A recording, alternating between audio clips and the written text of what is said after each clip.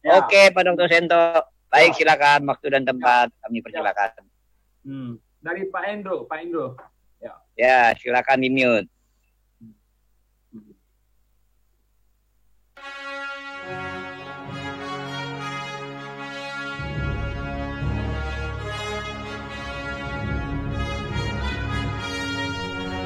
Fondasi Iman Kristen Alkitabiah.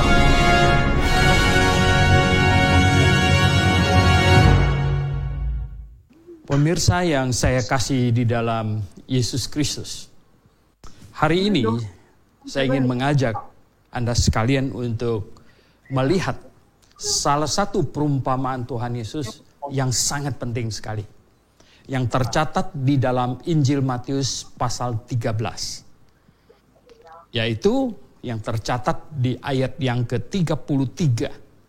Di situ dikatakan, dan ia menceritakan perumpamaan ini juga kepada mereka, hal kerajaan sorga itu seumpama ragi yang diambil seorang perempuan dan diadukkan ke dalam tepung terigu 3 sukat sampai khamir seluruhnya. Nah, pemirsa yang saya kasih dalam Tuhan Yesus Kristus, apa yang Tuhan maksudkan dengan hal kerajaan sorga? Kalau kita balik ke beberapa ayat sebelumnya, maka kita dapatkan di ayat yang ke-11 dari pasal yang sama ini. Katanya, jawab Yesus, kepadamu diberi karunia untuk mengetahui rahasia kerajaan sorga. Jadi hal kerajaan sorga itu adalah rahasia kerajaan sorga. Nah, rahasia kerajaan sorga itu apa sebenarnya?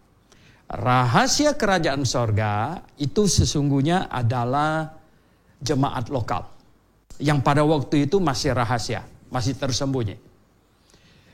Perumpamaan pertama tentang penabur yang menaburkan benihnya, ada yang jatuh di tepi jalan, di tanah berbatu, di semak duri, di tanah yang subur. Itu adalah pemberitaan firman Tuhan. Nah, benih yang jatuh di tanah yang subur akhirnya menghasilkan buah, menghasilkan orang percaya, dan itu membentuk jemaat. Nah, Bapak Ibu yang saya kasih dalam Yesus Kristus, sampai di perumpamaan yang keempat ini, yaitu Tuhan Yesus mengatakan bahwa hal kerajaan sorga, rahasia kerajaan sorga itu seperti seorang perempuan, katanya, memasukkan ragi ke dalam tepung 3 sukat dan mengaduknya sampai khamir semuanya. Apa yang Tuhan maksudkan dengan ragi di sini? Sebenarnya di seluruh perjanjian lama, ragi Tuhan pakai untuk melambangkan sebuah pengaruh yang negatif, yang buruk.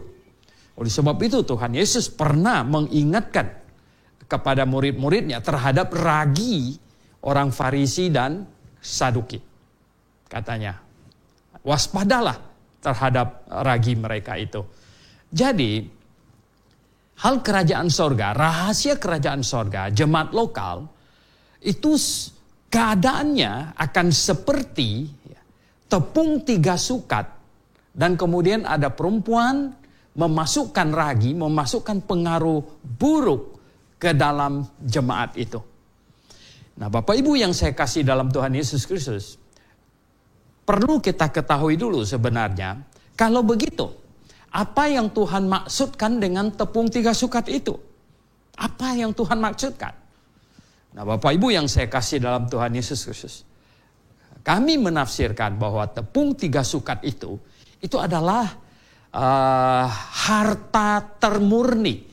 Itu adalah warisan termurni, itu adalah kasih karunia Tuhan yang Tuhan titipkan kepada jemaat untuk supaya dipelihara, untuk supaya itu diestafetkan dari satu generasi ke generasi yang berikutnya.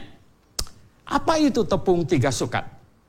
Nah, tepung 3 sukat itu kami menafsirkannya, sukat pertama itu adalah motivasi yang termurni, purest motivation. Motivasi yang termurni. Kemudian sukat yang kedua itu apa? Itu adalah moral yang tertinggi. Highest morality. Moral yang tertinggi. Dan sukat yang ketiga, apa itu? Sukat yang ketiga adalah biblical doctrine. Doktrin yang alkitabiah. Jadi Bapak Ibu yang saya kasih dalam Tuhan Yesus, perhatikan. Motivasi yang termurni. Purest motivation. Kemudian moral yang tertinggi. Highest morality. Dan yang ketiga, biblical doctrine. Doktrin yang alkitabiah. Yang sesuai dengan Alkitab.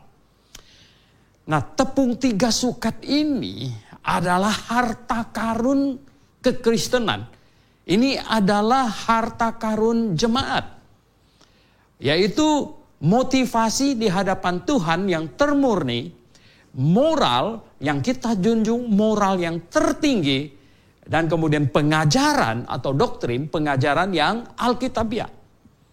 Nah, Bapak Ibu yang saya kasih dalam Tuhan Yesus Kristus, motivasi yang tertinggi.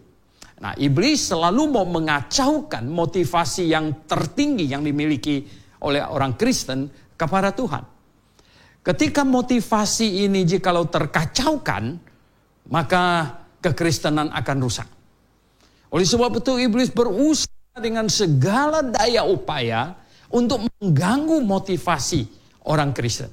Untuk mengganggu motivasi orang menjadi Kristen. Nah, jikalau motivasi orang menjadi Kristen terganggu, maka itu akan mengacaukan kekristenan. Bapak Ibu saudara yang saya kasih dalam Tuhan Yesus, Tuhan minta supaya Injil diberitakan seperti penaburan benih.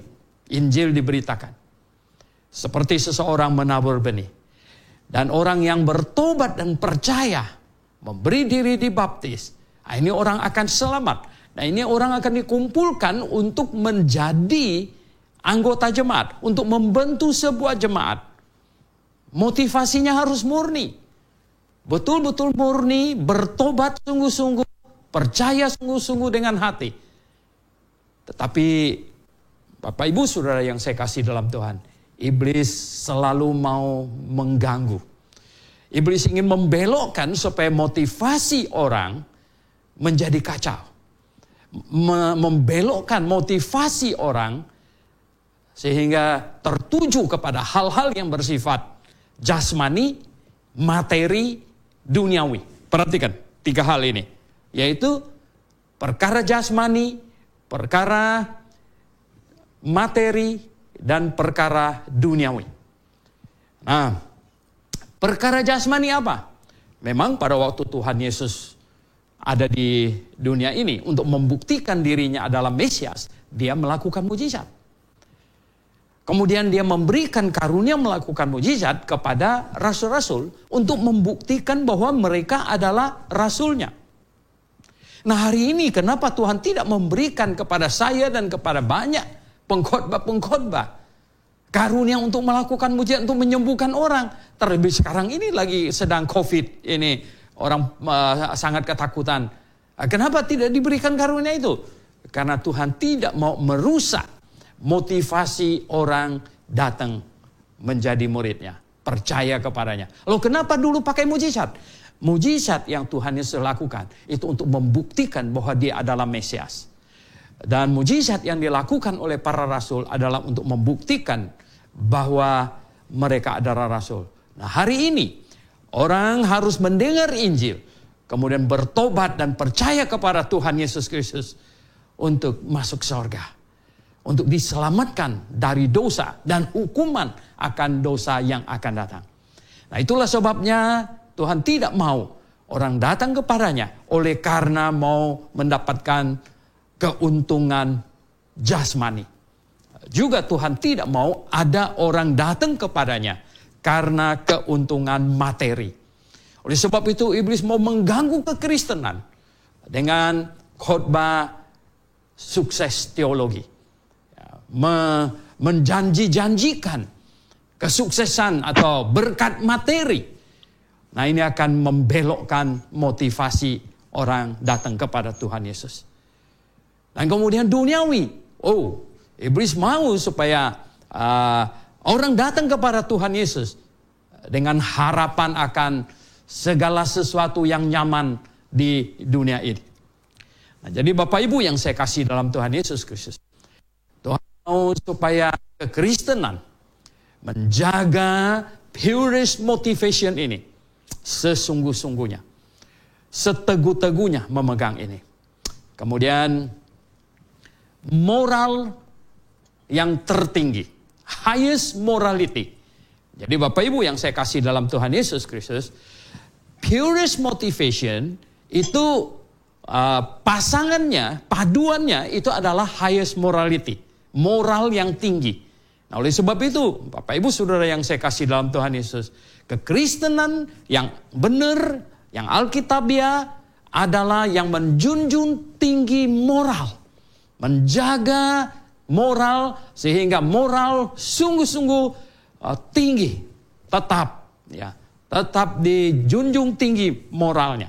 Oleh sebab itu, Bapak Ibu yang saya kasih dalam Tuhan Yesus, moral yang tinggi ini telah dijaga oleh orang-orang Kristen Alkitabiah, para Anabaptis sepanjang zaman. Kita tahu bahwa kekristenan adalah orang yang lahir baru. Lahir baru artinya kita dilahirkan kembali menjadi anak Allah. Menjadi anak Allah, Roh yang Kudus masuk ke dalam hati kita. Itulah sebabnya kita mengejar kehidupan yang kudus, moral yang tinggi. Nah, Bapak Ibu yang saya kasih dalam Tuhan Yesus, yang ketiga adalah apa? Pengajaran yang alkitabiah, biblical doctrines. Nah, jadi ya pengajarannya alkitabiah, pengajaran yang sesuai dengan Alkitab, yang benar. Banyak orang tanya kepada saya, Pak Suhento, bagaimana kita tahu bahwa suatu pengajaran itu benar? Bagaimana kita tahu itu benar? Saya berkata bahwa Tuhan kasih kita dua alat. Ya. Tuhan kasih kita dua alat. Yang pertama, Tuhan kasih akal budi kepada kita. Kalau tidak ada akal budi, kita nggak bisa dapat kebenaran. Nggak bisa. Ya. Tuhan kasih Alkitab pada kita. Nah, dua ini, Bapak Ibu yang saya kasih dalam Tuhan Yesus. Ya. Kalau ya tidak ada Alkitab, kita tidak bisa ketemu kebenaran. Kita akan dikacaukan oleh iblis dengan mimpi, dengan segala macam. Kita dikacaukan. Ya. Dan kalau ada Alkitab, tidak ada akal budi, kasih ini sama si Bleki, dia nggak dapat kebenaran, digonggong, dicakar sama dia. Jadi akal budi dan Alkitab ini harus dipadukan. Kebenaran itu artinya apa? Yang sesuai dengan ayat-ayat Alkitab, tidak saling bertentangan. Ayat Alkitab satu dengan yang lain tidak boleh saling bertentangan. Kemudian kesimpulan yang kita tarik dari ayat-ayat Alkitab yang tidak bertentangan itu, ya, nah harus sesuai dengan akal sehat. Make sense, bahasa Inggris bilang. Ya, make sense gitu. Jadi Bapak Ibu yang saya kasih dalam Tuhan Yesus, perhatikan. Purest motivation, highest morality, biblical doctrine. Nah, tiga inilah yang harus dijaga oleh orang Kristen sepanjang masa. Dan tiga hal ini kami, ya GBIA khususnya, menjunjung tinggi akan tiga ini dan kami menjadikan moto, bahkan kami menjadikan logo GBIA. Karena apa? Inilah yang kami akan tuju. Dan inilah yang kami pegang teguh. Yaitu apa? Purest motivation, motivasi yang termurni. Kami harus selalu memeriksa hati kami. Apakah motivasi kami murni? Atau ada tipu muslihat? Atau ada hal-hal yang tidak baik di dalam hati? Nah, selalu periksa. Motivasi yang termurni. Highest morality. Menjunjung tinggi moral. Sehingga sejak dari mahasiswa, apalagi mahasiswa teologi, hamba-hamba Tuhan semuanya GBIA, kami bertekad untuk menjunjung tinggi moral. Dan kalau ada yang buat salah, bahkan kesalahan yang kecil sekalipun, kalau mahasiswa harus maju ke depan chapel untuk mengaku salah dan minta maaf. Kalau jemaat bikin salah dan kesalahan yang diketahui oleh semua orang, Kalau kesalahan yang tidak ada orang tahu itu urusan dia dengan Tuhan. Tapi kalau kesalahan yang diketahui oleh semua orang, maka dia harus maju ke depan jemaat untuk mengaku salah dan minta maaf kepada jemaat. Kenapa? Karena kami menjunjung tinggi moral. Nah, semua pihak harus menjaga moral yang tinggi di hadapan Tuhan. Dan Alkitab, pelajaran Alkitab, doktrin yang Alkitabiah, doktrin yang sesuai dengan ayat-ayat Alkitab, membahasnya dengan sedemikian rupa sehingga tidak ada ayat yang bertentangan, kesimpulan yang benar dan kesimpulan yang masuk akal. Oke, Bapak Ibu yang saya kasih dalam Tuhan Yesus, harap Anda mengenal gereja yang benar, gereja yang Alkitabiah, dan Anda bergabung ke dalam gereja yang Alkitabiah sehingga Anda hidup berkenan kepada Tuhan. Video singkat ini hanyalah sebuah rangsangan untuk Anda sehingga Anda bisa mendapatkan gereja yang benar yang Alkitabiah. Salam. Maranatha. Oke, terima kasih Bapak Dr. Suhentolyo yang telah memberikan presentasi sejenak tentang motivasi murni dari hati, kedua menjunjung tinggi moral, ketiga doktrin Alkitabiah. Silakan Bapak Ibu yang ingin bertanya, berinteraksi sejenak, boleh bertanya jawab sambil rehat kopi-kopi petang. Waktu dan tempat kami persilakan. Oke. Oke, jadi ini kan tema kita. Tema kita sore ini kan tema kita pelayanan yang gimana tadi saya agak lupa. Pelayanan yang apa tema kita Pak Peter? Saya halo, tema kita pada sore hari petang ini adalah teologi kemakmuran versus teologi pikul salib. Iya. Jadi teologi kemakmuran, ya sukses teologi, dan katanya suara kecil ya, Pak Peter, suara saya cukup besar nggak? Oh cukup Pak, cukup kedengaran, cukup Pak, cukup. Oh oke ya. Ya. Cukup Pak. Bagaimana? Cukup ya? Ya cukup. Ya. Oke. Saya ingin tanya dulu ya. Ya, ada. Bitming mau jawab dari bertanya dari Surabaya ya. Silakan Pak Bitming. Oke, makasih Pak Suhento. Iya. Ini berkaitan dengan kemakmuran.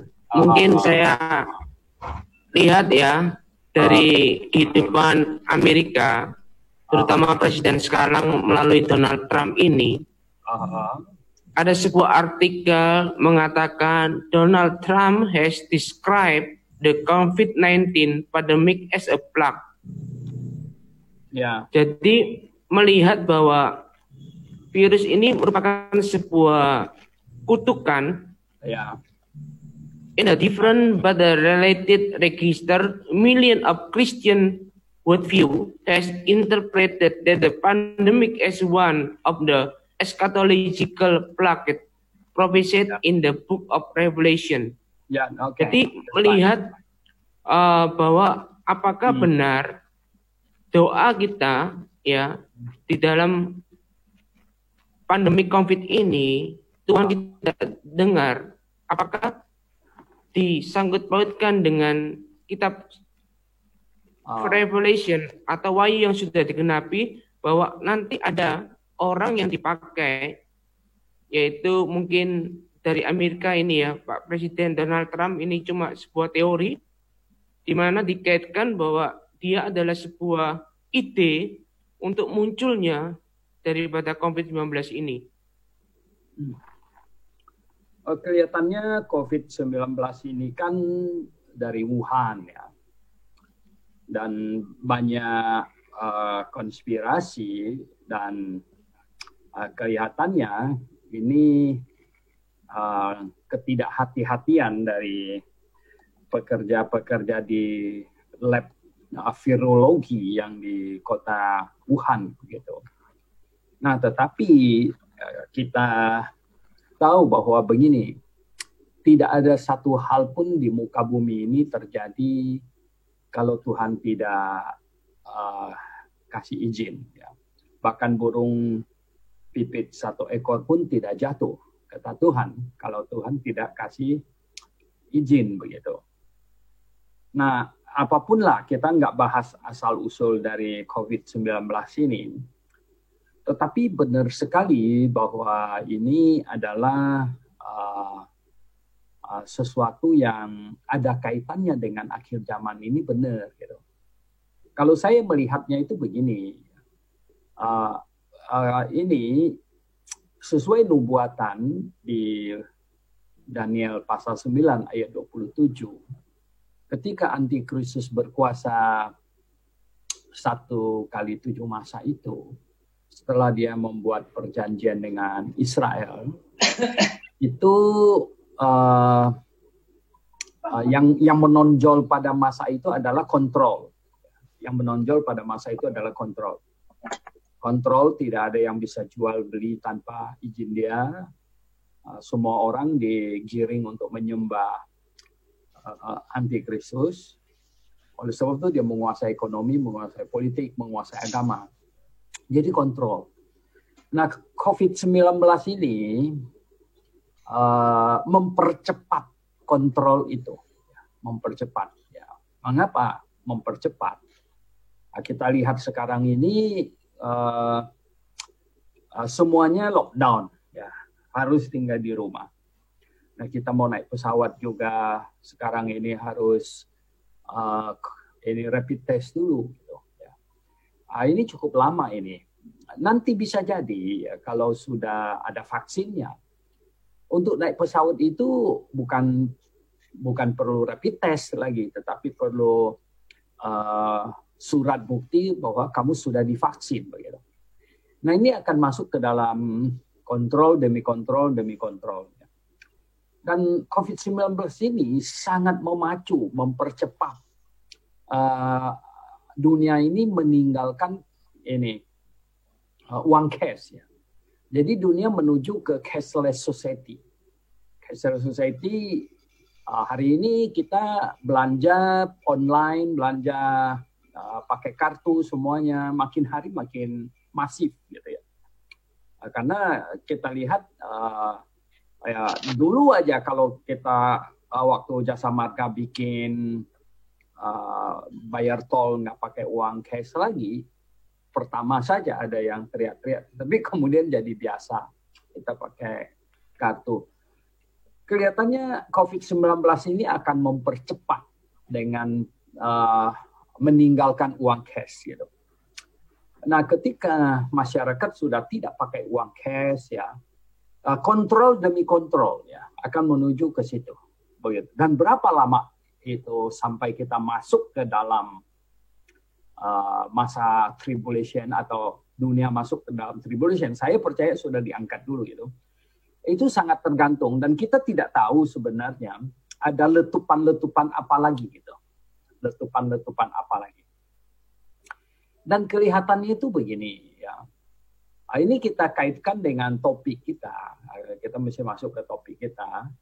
Jadi pelayanan yang bermotivasi teologi sukses, terdorong oleh teologi sukses, dengan pelayanan yang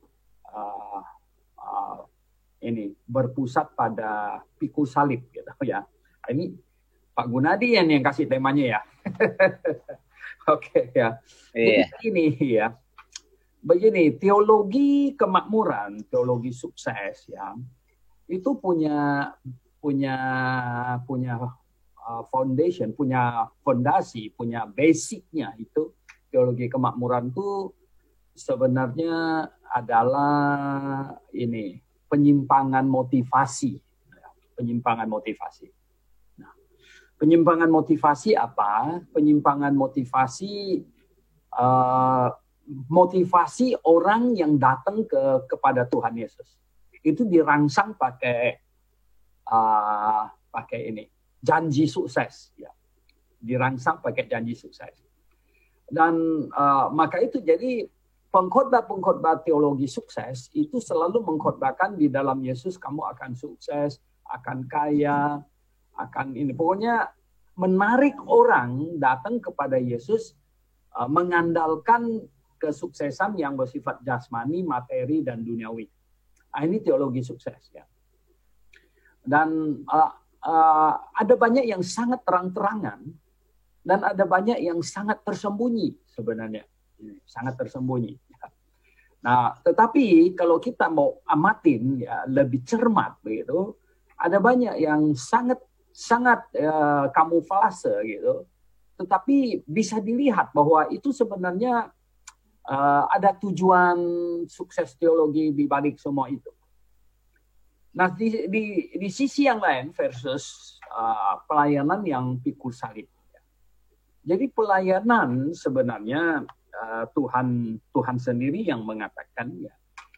Kalau kita lihat bahwa seluruh kitab Perjanjian Baru ya, itu tidak ada janji Tuhan sedikit pun bahwa yang datang kepadanya akan dikasih berkat materi ya, segala macam, tidak ada gitu. Malah Tuhan Yesus berkata, aku mengutus kamu seperti domba di tengah-tengah serigala.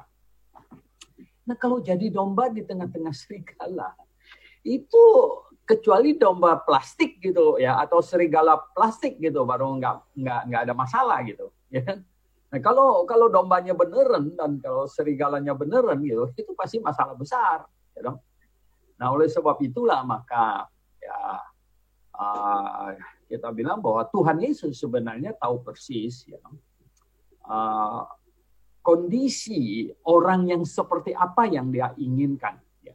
Kalau menarik orang dengan memancing memakai kesuksesan, maka orang yang datang itu adalah orang yang mengejar materi, jasmani, dan duniawi. Tetapi ketika menyampaikan kepada orang tentang kebenaran rohani, kebenaran rohani, maka yang datang itu beda gitu.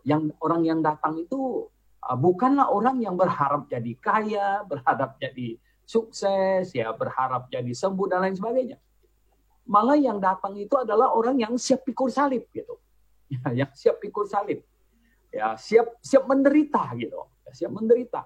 Apapun yang terjadi ya. Jadi murid Tuhan Yesus, ya saya tidak berharap sedikit pun kaya, tidak berharap sedikit pun ketenaran dunia dan lain sebagainya, tidak berharap gitu. Karena saya tahu ya di dalam Yesus ada kebenaran dan jikalau untuk dapatkan kebenaran itu saya harus malah jatuh miskin seperti Sakius gitu, ya kan? Itu rela gitu. Nah, itu yang sebenarnya pikul salib itu di situ. Sakius itu jatuh miskin. Ya. Bayangkan kalau separuh hartanya dia bagikan kepada orang miskin dan yang pernah dia peras dia kembalikan 4 kali lipat. Itu ambruk total itu dia. Nah, seringkali pengkhotbah teologi sukses itu memakai perjanjian lama ya, untuk mendongkrak tujuan mereka, memakai perjanjian lama, memakai hidup Abraham, ya, memakai hidup Ayub, ya, dan lain sebagainya. Ya mengapa? Karena sebenarnya ini zaman perjanjian lama itu adalah zaman simbolik, gitu, zaman simbolik. Jadi harta benda yang Tuhan berikan kepada Abraham itu sebagai tanda dia disertai, gitu, dan lain sebagainya. Tetapi sebenarnya itu tidak di zaman perjanjian baru. Ya, saya katakan tidak di zaman perjanjian baru, tidak ada satu rasul pun yang menjadi orang kaya gitu, tidak ada satu pun gitu. Dan bahkan mereka semua ya artinya ya pastilah makan cukup ya toh ada segala macam ya biasa saja lah gitu ya. Tetapi tidak menjadi kaya gitu. Dan kita tahu bahwa inilah yang Tuhan maksudkan dengan melayaninya, yaitu menyangkal diri dan pikul salib. Nah, saya putarkan video singkat tadi itu adalah apa? Nah, semua itu sebenarnya dipengaruhi, diserap dari apa? Dari motivasi, gitu. Dari motivasi. Oleh sebab itu motivasi itu yang terutama, yang paling awal dan yang menjadi dasar. Nah, motivasi gitu. Jadi gini, kalau orang jadi Kristen motivasinya kacau, ya, kemudian yang jadi hamba Tuhan juga motivasinya kacau, ini gayung bersambut, jadi sama-sama kacau begitu. Nah, motivasi kacau itu sebenarnya bermunculan ya ketika sistem penggajian di gereja mulai jadi kacau. Sistem penggajian ini sangat menentukan, ya toh. Yaitu muncul kelompok karismatik yang di mana dengar pengkhotbahnya, gembalanya ini dia bawa pulang seluruh persepuluhan. Bayangkan 1.000 bersepuluhan loh. 1.000 dia bawa pulang. 1.000 masih belum cukup. Ada yang beberapa ribu malah kan. Nah sekarang kita pukul rata aja. Ada banyak yang bos-bos besar di situ kasih persepuluhan. 1 juta saja 1.000 persepuluhan sudah 1 M itu. Ya. Anda bisa bayangkan. Nah, jadi dia bawa pulang. Nah, sehingga ada banyak guyonan gitu ya. Ada banyak guyonan. Ada pengkhotbahnya pergi bawa koper gitu. Bawa koper. Ya. Pergi ke gereja mau khotbah bawa koper. Gitu. Ya, jemaatnya apa itu? Jas. Katanya itu jasnya. Gitu. Aduh. Pulang jasnya dipakai. Gitu. Kopernya sudah ganti isinya gitu. Nah, ini kacau gitu ya. Jadi motivasi ini jadi merusak gitu. Nah, oleh sebab itulah ya kita perlu begini. Ketika orang jadi Kristen dulu itu motivasinya benar dan yang jadi hamba Tuhan motivasinya benar. Nah, baru bisa menghindar dari pelayanan yang mengarah ke teologi sukses dan sebaliknya kita sekarang mengarah ke pelayanan yang memikul salib, ya, menyangkal diri dan pikul salib sebenarnya.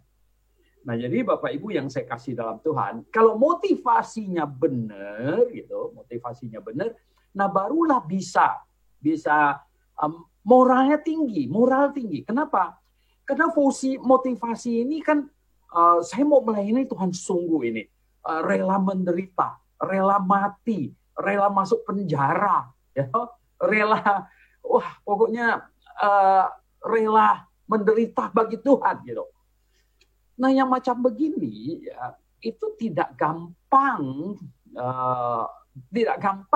membawa diri serempet godaan gitu loh.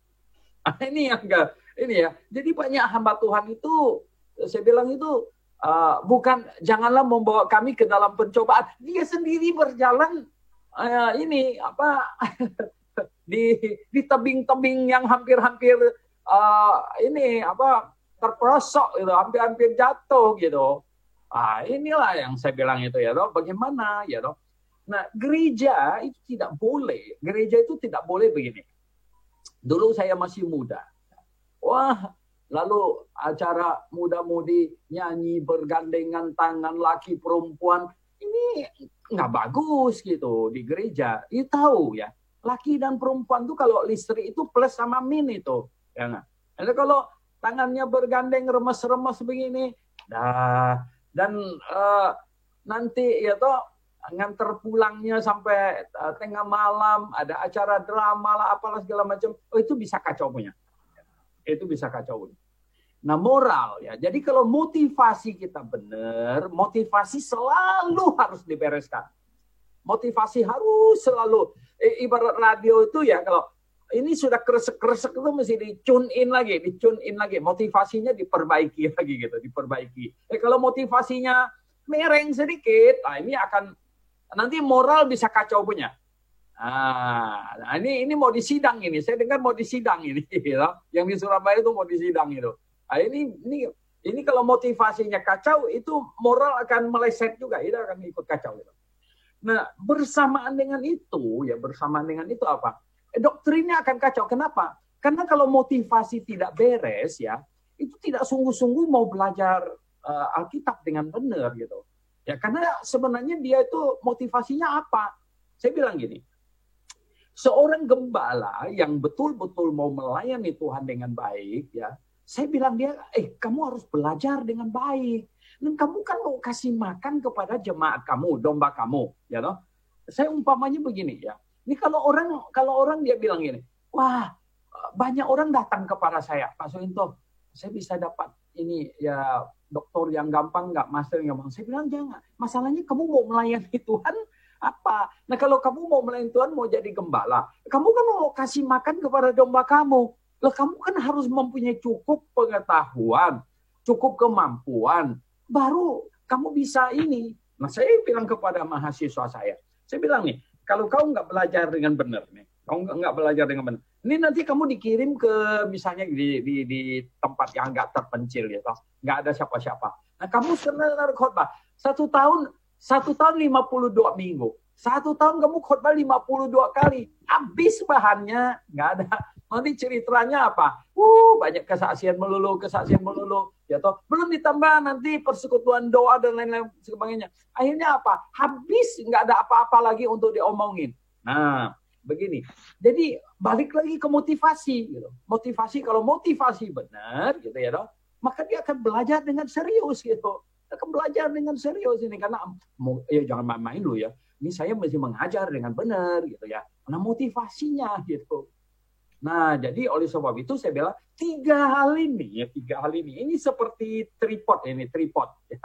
Tripod itu yang biasanya untuk pakai, saya ada di sini di luar, itu untuk taruh kamera itu, tripod itu ya tungku. Nah, kalau kita masak di dapur itu tungku kaki 3 gitu. Tungku kayak 3 biji batu disusun sudah bisa ditaruh periuk di atasnya gitu kan. Nah, itu apa? Yaitu motivasi yang termurni, moral yang tertinggi, dan doktrin yang alkitabiah. Akhir 3 hal ini. Ini 3 ini. Makanya kami menjunjung 3 ini setinggi-tingginya. Saya selalu ingatkan mahasiswa saya semuanya itu. Cek motivasi kalian. Ya. Cek terus motivasi kalian. Jangan sampai dia miring gitu. Itu nanti bisa kacau itu. Jangan sampai harta dan godaan dunia itu menarik kamu sehingga jadi start awalnya motivasinya bagus nih, lama mereng gitu. Ini selalu cek motivasi, ya, cek motivasi. Nah baru kemudian moral bisa tinggi gitu, ya, moral. Nah dengan demikian kamu akan belajar dengan sungguh karena kamu mempunyai motivasi. Nanti saya keluar, saya akan melayani dengan serius, dengan benar gitu. Ini baru bisa begitu. Ya, jadi ini teologi sukses ya versus teologi pikul salib ya. Nah, kita harus tahu ini.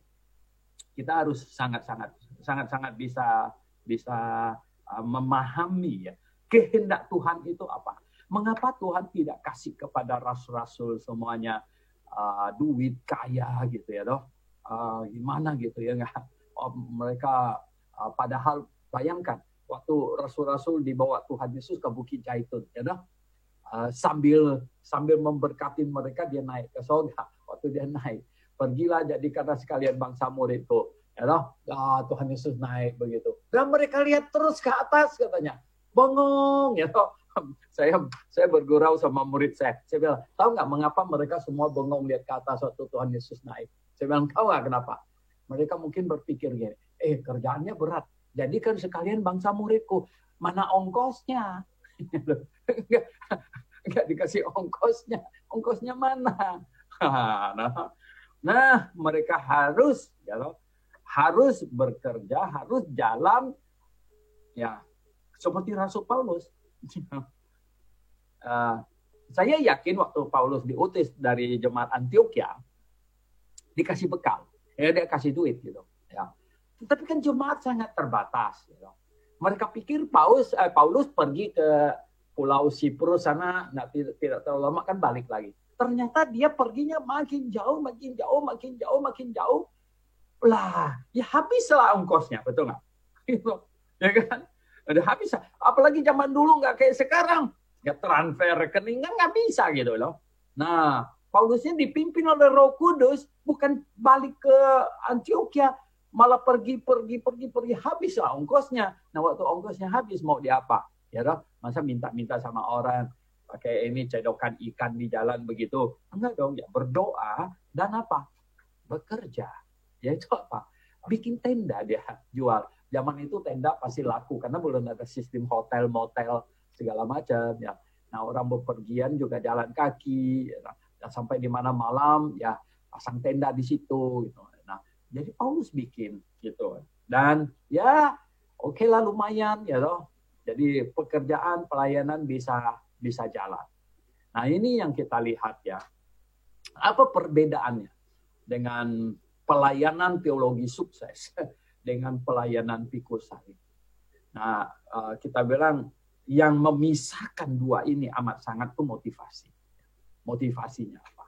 Nah, makanya itu saya bilang kepada ya, murid-murid di sekolah kitab saya ini bahwa motivasi kalian harus selalu dicun tepat gitu. Kalau meleset harus dicun kembali. Ya. Hati-hati ya. Karena Tuhan mau lihat hati kita ya, melayani dengan tulus. Ya, dengan Oke, mungkin ada yang mau bertanya, silakan. Ya, sudah hampir jam 5. Oke, Bapak Ibu yang ingin bertanya silakan tentang teologi, pelayanan teologi sukses dan pelayanan teologi pikul salib. Silakan Bapak Ibu Saudara yang mau nanya tentang pikul salib atau ingin kaya teologi sukses, waktu dan tempat masih banyak. Silakan Bapak Ibu. Masih sambil kopi-kopi petang, santai saja, enjoy. Ya. Silakan yang dari Surabaya, Pak Hendri. Pak Hendri biasanya sering bertanya ini. Silakan Pak Hendri. Oke, Pak Hendri. Ya. Shalom. Selamat Utahayan. Selamat sore Pak Suhento. Maranatha. Kemarin kita ketemu ya. Oke. Silakan Pak. Menarik sekali paparan dari Pak Suhento Liao. Jadi ada dua arus atau dua kutub ya. Teologi sukses atau teologi kemakmuran di satu sisi atau di satu kutub, dan di kutub yang lain teologi salib atau teologi penderitaan atau apapun namanya yang setara. Pikul salib. Jadi pikul salib. Jadi dua kutub ini memang masing-masing berada pada habitatnya. Tapi namanya dua kutub ini, kalau kita meminjam sistem berpikir atau analisisnya Hegel, maka iya kan. Jadi salah satu kutub menjadi tesa, lalu kutub yang lain menjadi antitesanya, lalu dapat menghasilkan sintesa dan terus-menerus. Dan diharapkan sintesa tersebut adalah pemahaman yang alkitabiah. Kalau meminjam istilah Pak Suhento tadi, yang ketiga tadi ya, biblical doctrine, yang diharapkan begitu ya, bahwa sintesa itu haruslah memiliki bobot atau kebenaran alkitabiah. Dan kedua kutub ini, apalagi kalau diperhadapkan dengan pandemi COVID, maka dua-duanya akan muncul gitu. Memang ada upaya untuk tiarap, misalnya katakanlah teologi kemakmuran, mungkin agak tiarap juga. Ya, tapi setiap kutub teologi pastilah ada upaya untuk tetap eksis. Misalnya pemberitaan bahwa di balik COVID-19, di balik penderitaan ini, di balik wabah ini, ada maksud Tuhan. Sesudah ini kita lalui, ada berkat Tuhan, dan seterusnya. Jadi bertahan juga itu posisi dari teologi kemakmuran atau teologi kemakmuran ya. Sementara teologi salib atau pikul salib lebih relevan mungkin, lebih membuat kita kuat karena kita disadarkan, umat disadarkan bahwa memang apa-apa yang akan dialami umat adalah penderitaan, bahwa antikris itu dengan segala macam sistemnya. Tadi Pak Suhento sudah menjelaskan bahwa antikris itu atau semacamnya ya, harus menguasai semua lini atau bidang politik, bidang ekonomi, bidang budaya, dan seterusnya. Jadi untuk tampil sebagai antikris, maka semua lini atau bidang kehidupan itu harus dikuasai oleh sistem atau kelompok-kelompok antikris. Ya. Ini komentar dulu Pak ya. Komentar dulu. Sebenarnya saya agak susah untuk mencari angle-nya nih. Tadi Pak David Ming juga menyodorkan berita tentang Presiden Amerika yang beliau kalau nggak salah memposisikan diri sebagai orang yang terancam, bahwa ada pihak yang the beast ya. The beast itu orang yang akan mengancam Trump gitu ya. Dan memang Trump ini dari awalnya adalah anti globalis. Ya, seolah-olah dia adalah pahlawan untuk Amerika, yang Amerika harus kembali ke dalam kejayaannya. American first, Amerika yang utama. Ini tentu saja melawan pikiran atau gerakan atau maksud globalis, kaum globalis elit dunia, yang kalau kita posisikan mereka juga adalah agen-agen antikris, kira-kira begitu secara umum saja. Ya, oke. Apa tadi saya mau bertanya tadi ya, saya agak lupa jadinya. Oke, tentang gini aja, simpel aja Pak ya. Yohanes Pembaptis pada eranya gitu ya, sebelum Yesus datang kepadanya, itu kan memberitakan tentang Injil Kerajaan Allah gitu. Dan berita atau isi berita dari khotbah atau pemberitaan Injil Kerajaan Allah itu semuanya berdimensi moral Pak. Ya, dimensi moral. Jadi kalau kita hubungkan tadi dari 3 hal tadi yang Pak Suyanto katakan, itu poin 2. Moralitas tinggi gitu ya. Moralitas tinggi. Jadi Kerajaan Allah versi Yohanes Pembaptis itu berkaitan dengan aspek etis moral Pak. Jadi bukan hal-hal yang sifatnya teologis atau spiritual dalam arti kata yang sebagaimana isi pada umumnya Perjanjian Baru. Nah, saya meminta komentar Pak Suyanto terkait dengan hal ini, bahwa ini semata-mata apakah itu hanya moralitas atau dia hanya sebagai antara. Karena begini Pak, kan kita rujukan-rujukan terhadap Alkitab, kita kan mengkategorikan, kadang-kadang istilah kerajaan Allah atau istilah lain kita hantam rata saja gitu. Padahal itu ya. Oke.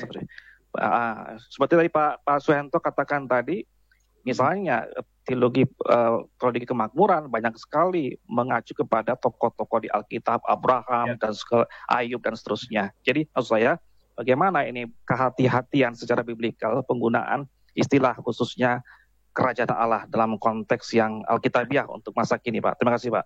Oke, begini ya. Pertama-tama banyak orang tidak berhasil membedakan kerajaan Allah dengan kerajaan sorga. Ada beberapa istilah. Keluarga Allah, kerajaan Allah, kerajaan sorga, jemaat Tuhan. Nah, ini yang harus didefinisikan dengan benar, baru bisa ditempatkan dengan benar. Gitu. Kalau jemaat itu adalah orang yang berkumpul. Ya, jemaat itu orang. Kalau tidak kumpul itu tidak jemaat. Jadi kumpul saja jemaat. Ya. Karena jemaat itu adalah eklesia, dia orang berkumpul. Ya, jadi jemaat itu yang disebut tubuh Tuhan itu jemaat. Ya, saat orang kumpul itu. Jadi itu tubuh Tuhan. Nah, nggak benar kalau Pak Henry sama saya kita satu tubuh di dalam Kristus. Tidak benar. Ya.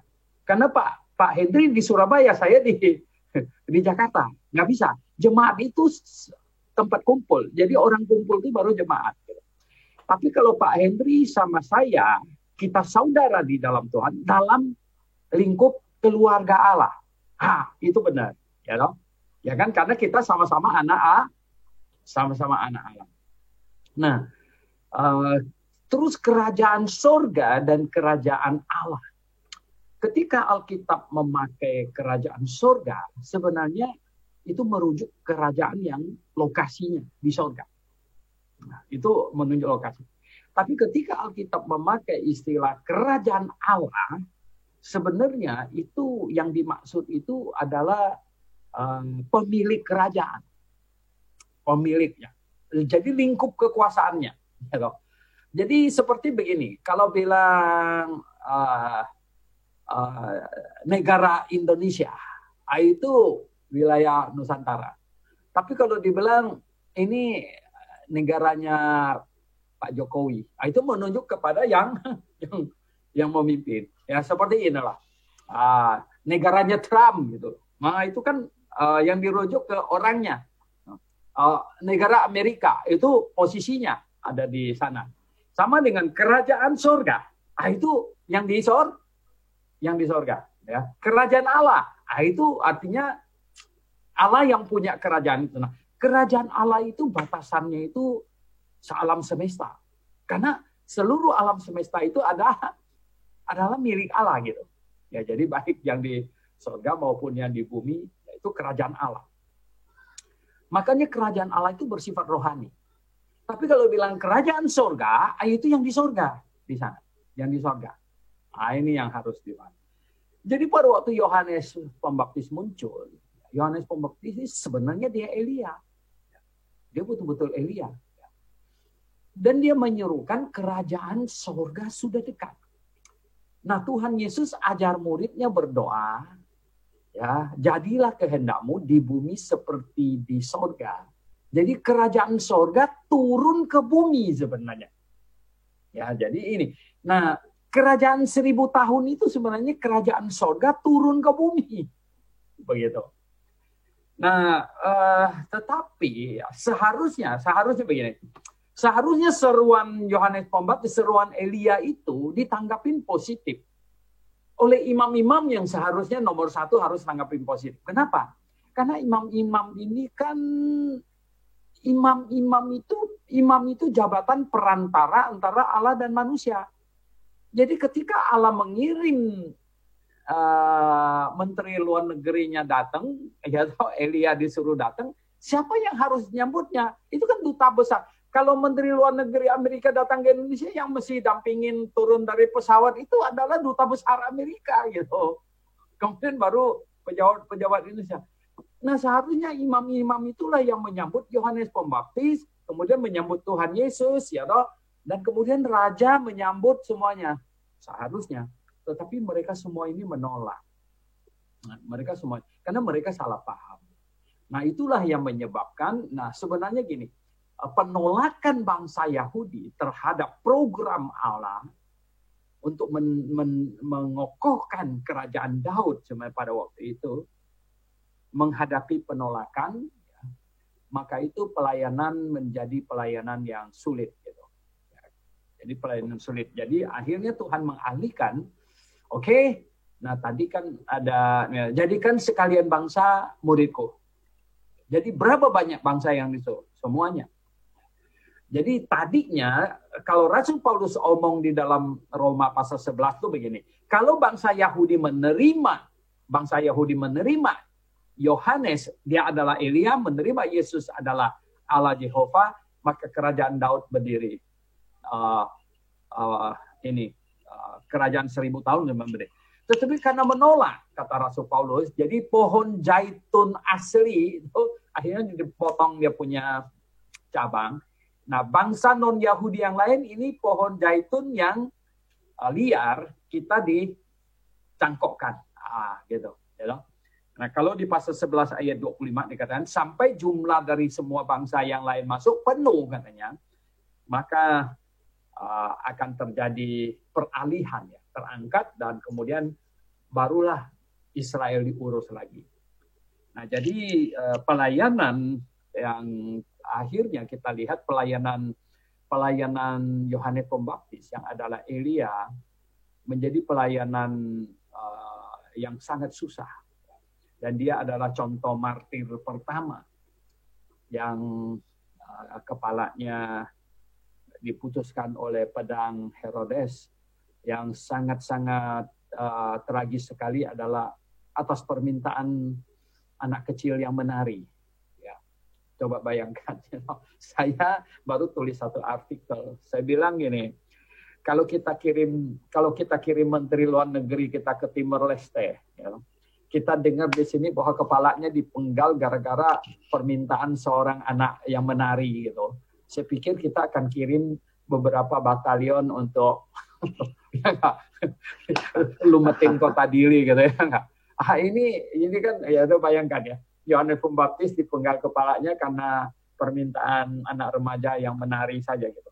Tapi itu adalah contoh satu pelayanan yang memikul salib. Jadi Yohanes Pembaptis start awalnya.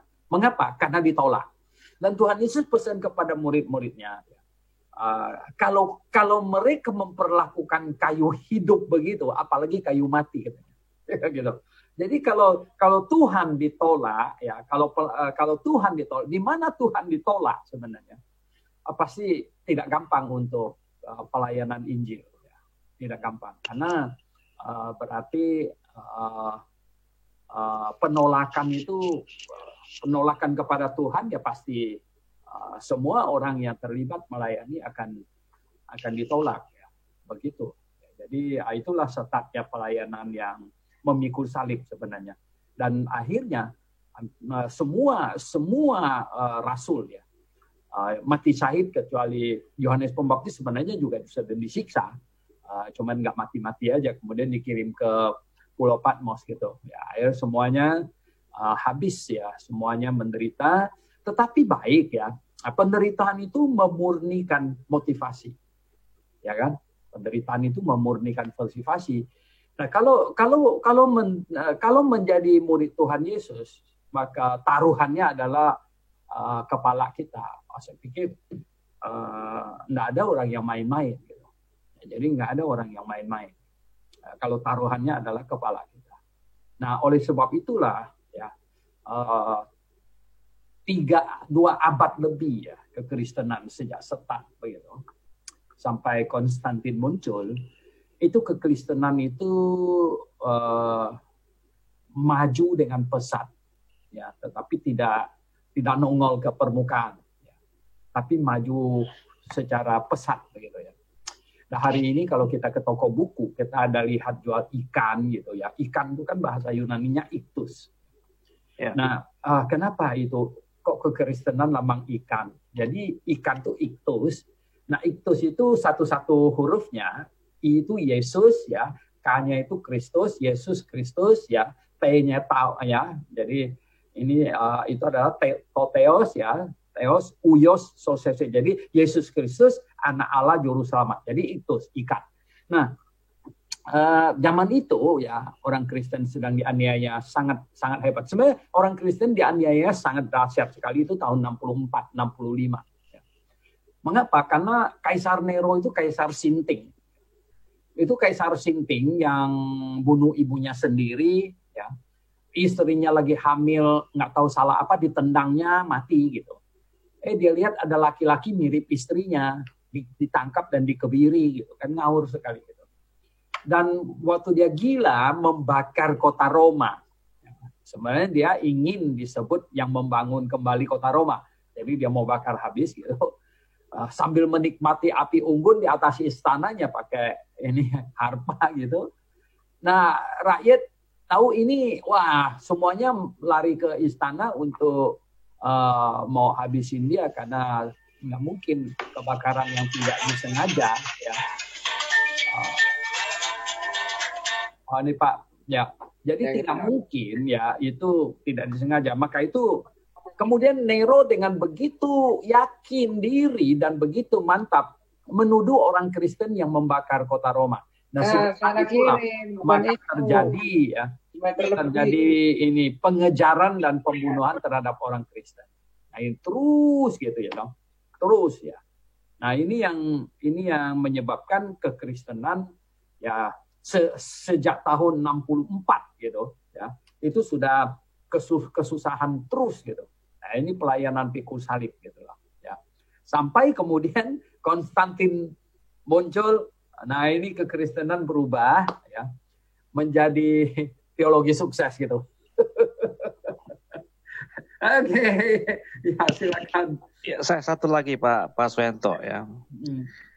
Jadi tadi kan ada highest morality. Ya. Sementara di pihak lain ada sistem-sistem global, sistem-sistem dunia, nasional dan dunia begitu.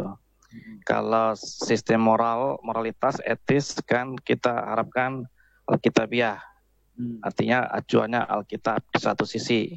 Tapi di sisi lain ada juga yang bereksistensi, yaitu tadi sistem global tadi. Tadi salah satu contoh sederhana Pak Suyanto kemukakan misalnya media pembayaran tol harus pakai pakai kartu kan gitu. Nah, sistem global ini kan semakin mengglobal, Pak.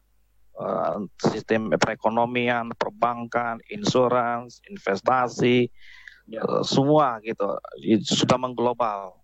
Jadi saya lihat begini, di satu sisi ada sistem nasional dan global, di mana kita tanda petik tidak berdaya dan semakin tidak berdaya, kita terkungkung di situ, kita terjerat di situ. Tapi di sisi lain, tadi Pak Suyanto menginginkan adanya the highest morality. Jadi saya melihat di sini ada dua entitas yang tidak bisa bersanding gitu. Kita punya moralitas berdasarkan Alkitabiah, Alkitab sebagai acuan, tapi di sisi lain kita sudah terkungkung, terjerat oleh sistem-sistem global yang kita tidak bisa melepaskan diri dari itu. Jadi dua entitas ini agak sulit. Maka saya sih berpikir mungkin hari demi hari aja minta ampun kepada Tuhan karena kita tidak bisa melepaskan diri dari sistem-sistem global tersebut yang nuansanya adalah nuansa antikris. Bagaimana pendapat Pak Suyanto? Terima kasih Pak. Pertanyaan saya terakhir. Begini, ya, globalisasi yang terjadi sekarang ini, ya, gerakan globalisasi dan semuanya akan menuju ke satu pemerintahan dunia, satu ekonomi dunia, dan satu agama dunia. Ini sebenarnya akan menuju ke satu pemerintahan antikristus. Jadi tidak bisa diandu, tidak bisa dilawan, ya. Karena ini sudah dinubuatkan. Jadi dan Tuhan sudah mengatakannya begitu. Sebagai orang percaya, ya, kita hanya bisa kita menghindar apa yang masih bisa kita hindar. Nah, ada janji Tuhan. Coba kita baca, ya. Ada janji Tuhan. Ada janji Tuhan untuk itu. Nah, kalau kita baca di Wahyu pasal 3, ini sangat indah. Di Wahyu pasal 3 ayat 10 berbunyi begini. Karena engkau menuruti firman-Ku untuk tekun menantikan Aku. Nah, ini orang yang menanti-nantikan kedatangan Tuhan. Ya. Maka Aku pun akan melindungi engkau dari hari pencobaan. Ya. Yang akan datang atas seluruh dunia. Jadi Tuhan akan menghindarkan kita dari hari pencobaan yang datang melanda seluruh dunia. Nah, sebenarnya atas dasar inilah kami meyakini pre-rapture, pre-tribulation. Ya, jadi sebelum tribulation tiba akan terjadi rapture dulu. Gitu ya. Karena Tuhan janji orang yang menanti-nantikan kedatangannya tidak akan menghadapi pencobaan yang akan diizinkan melanda seluruh dunia. Begitu. Ya. Nah, ini di 2 Tesalonika juga, di 1 Tesalonika pasal 5, ya. Di ayat 9 juga ada katakan begini. Karena Allah tidak menetapkan kita untuk ditimpa murka. Jadi kita tidak ditetapkan, ya, Allah tidak menetapkan kita untuk ditimpa murka. Jadi tribulation itu adalah murka. Jadi Allah tidak, ya, menetapkan kita ditimpa murka. Nah, makanya kita percaya pengangkatan akan terjadi sebelum tribulation. Nah, dan kita tahu sekarang segala sesuatu gerakan globalisasi begitu kuat untuk mengarah ke situ. Nah, banyak orang tanya sama saya, sampai sejauh mana kita masih oke, sampai sejauh mana kita off. ya kan? Nah, ini penting ya, orang-orang yang mengasihi Tuhan, kita tahu. Saya bilang begini ya, kalau sesuai dengan kitab Wahyu pasal 14 ayat 9, ya, orang yang akan pasang tanda, ya, tanda antikristus, ya, itu di dalam tubuhnya itu akan menerima kutuk dari Tuhan, dan alat itu akan berubah menimbulkan bisul dan lain sebagainya. Itu sangat mungkin adalah kanker maksudnya. Nah, jadi saya bilang begini, gerakan globalisasi ini kita tak bisa hindar. Untuk kita sekarang ini KTP saja, KTP. Mau tidak mau kan kita KTP kita kan direkam, kita punya ini retina gitu. Ya kita nggak bisa nggak pakai gitu. Dan masalah naik pesawat akan jadi masalah gitu. Ya, benar KTP-nya kita ini. Dan nanti seperti juga kamu naik tol nggak bisa ngotot, saya mau bayar uang cash gitu. Udah nggak ada orang yang jaga kok di situ. Jadi ini pusing ini. Ya, nah ini yang Pak Henry bilang ini, kita hanyut dalam gerakan ini globalisasi itu. Tapi saya bilang gini ya, sejauh masih di luar badan kita, ya oke. Mau tidak mau kita ikut. Kita harus punya KTP sekarang. Nggak punya KTP nggak bisa bikin SIM. Itu berentet punya. Ya. Nggak bikin SIM gimana mau naik mobil dan lain sebagainya. Nah, ini tetapi selama semua itu masih di luar badan, ya, itu kita masih secure, masih aman untuk mengikutinya. Tapi katanya sekarang ini kita diharuskan masukkan ke dalam badan kita, entah di jidat, entah di tangan, entah di mana. Nah, saya pikir kalau untuk saya pribadi ya, saya nggak mau gitu. Saya udah nggak mau ikut sampai ke situ. Mungkin akan susah, iya. Nah, oleh sebab itulah maka kita siang malam, orang yang demikian itu siang malam kita sudah berdoa, Tuhan cepat datang ini, cepat datang. Makanya kami nggak teriak Shalom, Maranatha. Ya kan? Karena kita ini dunia kelihatannya nggak bersahabat sama kita gitu, ya. Dunia nggak bersahabat ini karena kita lagi dipojokin sampai ke sudut ruangan nih, kelihatannya nggak ada lari nih, nggak ada way out-nya kecuali Tuhan datang, ya. Segera Tuhan datang. Nah, inilah situasinya ya sekarang sedemikian rupa kalau saya lihat. Maka itu begini. Mereka yang mempromosikan dan yang memakai teologi sukses, ya toh, mereka akan terhisap ke dalam gerakan antikristus globalisasi. Ya, karena apa? Loh, you nggak bisa sukses secara materi dan segala macam kalau you tidak ikut ke dalam sistem itu loh. Ya, begitu ya. Nah, jadi sedangkan orang yang ngotot mau menjaga kemurnian, tidak mau terlibat yang macam begini, ini you akan susah punya, ya, pasti akan susah. Jadi ini situasi itulah yang nanti akan menjadi katalisator untuk memisahkan gitu. Ya. Jadi yang punya Tuhan tidak mau ikut di situ, yang ini akan ramai di situ. Mereka akan menafsirkannya dengan berbagai hal untuk mengizinkan ke situ. Kenapa? Karena pada zaman Yeremia saja kan banyak nabi palsu muncul. Yeremia bernubuat begini, yang nabi palsu berbuat yang opposite, yang berbeda. Sebenarnya rakyatnya jadi bingung. Lah yang mana ini yang benar gitu kan? yang ini apa yang? Ya oke lah. Makanya saya bilang bahwa ada janji Tuhan bahwa orang yang menanti-nantikan kedatangan Tuhan, maka Tuhan akan tolong, akan selamatkan. Ini yang kita pegang gitu. Makanya kita bilang Tuhan ini cepat datang supaya kami jangan sampai iman kami tergerus ya. Habis nanti sama akhirnya kita sudah ikut ke antikristus. Karena ini sangat sesuatu yang sangat menyentak itu apa? Lukas 18 ayat 8. Lukas 18 ayat 8 ini sangat menyentak.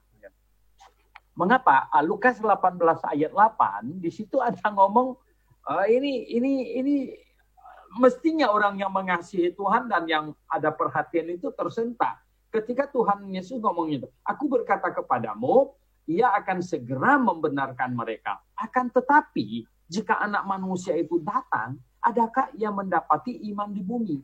Nah, akan tetapi ya, jika anak manusia itu datang, adakah ia mendapati iman di bumi? Jadi ini pesimis sekali gitu. Jadi Tuhan Yesus pesimis pada waktu dia datang, akankah didapatinya iman di bumi? Dan di Matius 24 juga, jikalau waktunya tidak dipersingkat, dari yang hidup tidak ada yang selamat. Wow. Nah ini yang menunjukkan bahwa begini, berarti mendekatnya kedatangan Tuhan ya, itu pelayanan yang basisnya sukses teologi itu akan terhisap ke dalam gerakan antikristus karena mereka menyerukan sesuatu yang bersifat jasmani materi semuanya. Nah, sedangkan pelayanan yang berbasiskan pikul salib ya, menderita, menyangkal diri. Nah, ini yang bertahan melawan gerakan globalisasi itu gitu. Ini kelihatannya dan tentu ini akan makin sedikit, makanya di sini dikatakan Tuhan datang ya. Pada waktu Tuhan datang, adakah dia mendapati iman? Ini Tuhan Yesus sendiri yang ngomong ya. Agak sedikit menggetarkan hati gitu ya. Artinya gini, enggak rame-rame loh, betul ya. Banyak orang tanya saya, waduh pengangkatan nanti bisa ribut seluruh dunia. Saya bilang tergantung yang terangkat itu berapa banyak gitu. Ya kan? Jadi kalau terangkat itu dikit ya dunia nggak begitu menyadari gitu. Ya. Tapi kalau ngangkatnya itu ya berjuta-juta orang ya memang dunia akan kaget gitu. Tapi kalau ngangkatnya cuman mungkin ribuan saja di satu kota kayak Jakarta ini, misalnya cuman ya beberapa ratus orang begitu kan nggak berasa gitu. Ya nggak berasa gitu. Nah, apalagi di negara kayak negara yang hampir tidak ada Kristen di dalamnya, nggak ada yang terangkat malah di situ gitu kan, nggak berasa gitu. Nah, jadi ini ya situasinya. Jadi pelayanan yang berbasiskan teologi sukses ya, itu mereka berubah teologinya atau dia akan terhanyut ke gerakan globalisasi.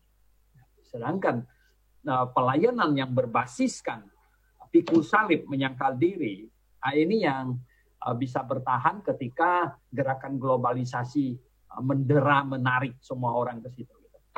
Oke, silakan yang lain. Ya, ada pertanyaan Pak Suwento, ada pertanyaan. Boleh. Silakan Bu Dani. Yang pertama, Matius 6 ayat 33.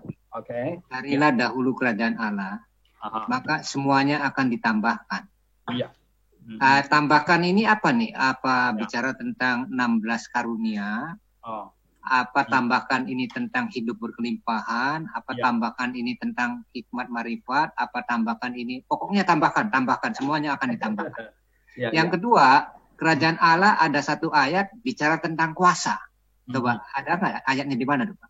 Kerajaan Allah bicara tentang kuasa. Bukan makan dan minum tentang roti, tapi bicara tentang kuasa. Pasal 15 bagus. Itu. Coba. Kerajaan Allah bicara bukan makan roti, minum, tapi bicara tentang kuasa. Roma 15. Roma 15. Ya. Roma 15. Ya, kerajaan Allah bicara tentang bukan makan minum, tapi bicara tentang kuasa. Coba. Roma 15 ayat berapa ya? Sebentar, saya cek juga.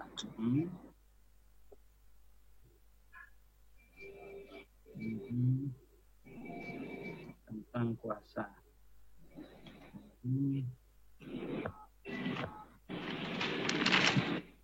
Oke, coba lihat.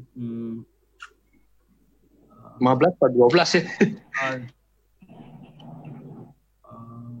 Enggak ada ya di Roma ya. Ada. 12. Henry Tahayan. Pak Peter. Roma 12 atau 15 kali? Enggak ada ya di Roma, enggak ada. Kerajaan Allah itu bukan bicara tentang makan dan minuman, tetapi bicara tentang damai sejahtera, kuasa, dan... di mana itu? Roma berapa? Lagi dicari, Pak. 12 atau 15 nih. Pak Peter. Ya. Pak Peter. Di searching bisa di searching. Ya, bentar. Lagi. Ya. Ya, cari oke. ayatnya. Kerajaan Allah Ayat, bukan ya. bicara tentang makan dan minum, tapi bicara Ya. tentang kuasa. Ya, betul. Ya. Di mana ayatnya? Roma berapa? Bentar. Tanya Google. Roma 14 ayat 17. Nah, baca. Roma 14 ayat 17 ya. Baca. Ya, betul. Dibaca. Sebab kerajaan Allah bukanlah soal makanan dan minuman, tetapi soal kebenaran, ya. Damai sejahtera dan sukacita oleh Roh Kudus. Oh ya, nggak ada bilang kuasa ya, sebentar. Itu, mohon dijelaskan kebenaran, Roma damai sejahtera, 14. sukacita tentang Roh Kudus. Ya, ayat ayat 17. Nah, sama Matius 6 ayat 33. Matius 6 ayat baik. 33. Baik ya. Nah, kalau yang di Matius 6 ya. Ayat kesayangannya Pak Niko itu. Oh ya. Kalau di Matius 16, Matius 6 ayat 33 di atas. Jadi kalau kita melihat Alkitab apa yang dimaksud, kita mesti melihat di atasnya sebelumnya bicara apa ya. Dan sesudahnya bicara apa. Karena ini khotbah di bukit. Ya. Jadi Matius pasal 6 itu khotbah di bukit. Dari pasal 5 sampai pasal 7. Dari Injil Matius pasal 5 sampai pasal 7. Itu Tuhan Yesus khotbah di bukit. Ya. Jadi satu rangkaian khotbah di situ. Nah khotbah di bukit ini, sifat dari khotbah di bukit ini adalah mengajak bangsa Yahudi untuk beralih pandangan mereka dari hal-hal yang materi, jasmani, ke hal-hal yang rohani ya dan hati. Jadi seperti kesucian di situ ada dikatakan ya. Kalau artinya di perjanjian lama kalau berzina ya itu secara jasmani. Tapi sekarang Tuhan bilang aku berkata kepadamu jikalau engkau memandang perempuan dan menginginkannya, engkau sudah berzina. Nah, ini masalah berzina, masalah kesucian hati. Ya. Kemudian masalah berdoa, di situ ada masalah berdoa. Ya, janganlah berdoa seperti mereka di tepi-tepi tikungan jalan. Kemudian masalah berpuasa, ya khotbahnya. Nah, kemudian masalah khawatir. Ya. Jadi akhirnya di pasal 6 itu, mulai dari ayat 25, ini masalah kebutuhan hidup. Ya. Masalah kebutuhan hidup. Makanya dia suruh katanya, kamu lihat ya, itu burung tidak pernah menabur, ya, tetapi mereka ada makanan terus, dan bahkan bunga itu diciptakan begitu indah. Lebih dari pakaiannya ya raja, ya Raja Salomo, ya Raja mana, ya lebih pakaian ini ya bunganya katanya itu lebih indah dari mendandaninnya gitu. Nah, lalu barulah masuk ke ayat 31, sebab itu janganlah kamu khawatir akan apa katanya? Janganlah kamu khawatir akan apa yang kamu makan dan apa yang kamu minum gitu ya, dan apa yang kamu pakai. Jadi ini hal yang dua barang pokok itu, jadi makanan, minuman dan pakaian. Nah, semua itu, ayat 32 ini penting. Semua itu dicari bangsa-bangsa yang tidak mengenal Allah. Jadi semua itu, tadi itu ya segala pakaian yang indah-indah, makanan yang enak-enak, semua itu dicari oleh bangsa-bangsa yang tidak mengenal Allah. Tetapi Bapakmu yang di sorga tahu bahwa kamu memerlukan semuanya itu. Ya, memerlukan semuanya itu. Tetapi carilah dahulu ya kerajaan Allah dan kebenarannya. Jadi kerajaan Allah kan tadi di awal saya sudah sampaikan ya, beda dengan kerajaan surga. Kerajaan Allah ini artinya ini adanya rohani, ya, perkara rohani.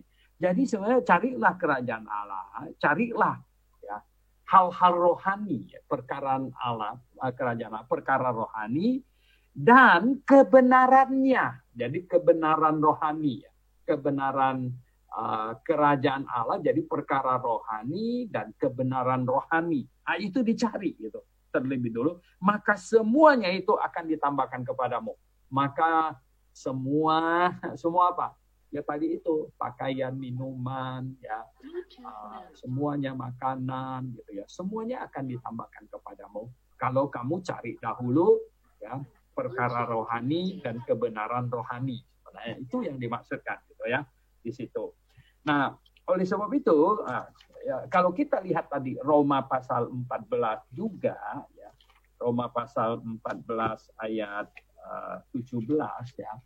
Roma pasal 14 ayat yang ke-17 di situ ada bilang ya, Roma 14 ayat 17 ini katanya, sebab kerajaan Allah bukanlah soal makanan dan minuman, tetapi soal kebenaran, ya, damai sejahtera dan sukacita oleh Roh Kudus. Karena barang siapa melayani Kristus dengan cara ini, dia berkenan kepada Allah, dihormati oleh manusia. Nah, kalau di atas satu ayatnya di atas dikatakan gini, ayat 15, sebab jika engkau menyakiti hati saudaramu oleh karena sesuatu yang engkau makan, maka engkau tidak hidup lagi menurut tuntutan kasih. Janganlah engkau membinasakan saudaramu oleh karena makanan, karena Kristus telah mati untuk dia. Apa yang baik yang kamu miliki, janganlah kamu biarkan difitnah, sebab kerajaan Allah bukanlah soal makanan. Ini kalau di situ ya di atasnya sebenarnya Tuhan ini Rasul Paulus berbicara soal ada orang yang yakin boleh makan daging, ada yang tidak mau katanya. Di ayat pasal 14 Roma ayat 1-nya, terimalah orang yang lemah imannya tanpa mempercakapkan pendapatnya. Yang seorang yakin bahwa ia boleh makan segala jenis makanan, tetapi orang yang lemah imannya hanya makan sayur-sayuran saja, acak-acak ini ya. Nah, jadi gini, banyak orang tanya sama saya, Pak Suwento boleh makan darah nggak jadi orang Kristen? Ya, tadi saya baru ke dokter gigi lagi gitu. Itu ada banyak keluar darah di gigi saya. Ya sedikit banyak ya saya makan juga gitu. Jadi bukan cuma darah binatang ya, darah orang malah gitu. Jadi gimana ini? Nah, dia boleh saja saya bilang gitu. Sebenarnya loh kok boleh katanya. Saya bilang gini. Sebenarnya perjanjian baru ya, tidak ada lagi masalah makanan yang jadi persoalan. Tidak ada lagi. Karena perjanjian baru sudah bergeser dari kesucian badan menjadi kesucian hati. Nah, jadi sudah bergeser dari kesucian badan ke kesucian hati, makanya tidak ada makanan lagi yang mengganggu kesucian seseorang. Karena yang ditekankan itu kesucian hati. Nggak ada setitik makanan pun masuk ke hati, semuanya masuk ke perut gitu. Jadi makanya apa saja boleh dimakan. Apa saja boleh dimakan? Ya tentulah apa saja boleh dimakan. Gitu. Nah, cuman di dalam 1 Korintus pasal 6, di situ ada bilang, segala sesuatu halal bagiku, tetapi tidak semuanya berguna. Berarti apa? Makanlah yang berguna. Gitu. Segala sesuatu halal bagiku, tetapi aku tidak membiarkan diriku diperhambakan oleh suatu apapun. Berarti apa? Jangan yang bersifat ketagihan. Gitu. Nah, kalau ketagihan punya kan kita pusing sekali. Waktu saya kecil, saya nggak tahu orang ketagihan rokok itu seberapa parah. Saya di kota Sintang. Pada waktu air surut ya, kemarau gitu, tidak ada kapal yang naik ke situ. Wah, saya membaca sampai hari ini saya masih ingat di dinding satu rumah orang tulis olok-olok punya ya, lebih baik putus cinta daripada putus rokok. Saya bilang kok bisa begitu? Ya, jadi ini persoalannya. Jadi wah saya dalam hati waktu itu masih anak remaja ya, wah celaka sekali kalau orang perempuan menikah dengan laki-laki yang perokok, dia lebih pilih putus cinta daripada putus rokok gitu. Nah ini ketagihan. Jadi begini, makanan Paulus dalam Roma pasal 14 ini sedang berbicara soal orang yang sangat mengerti dan imannya sangat kuat. Jadi boleh makan apa saja.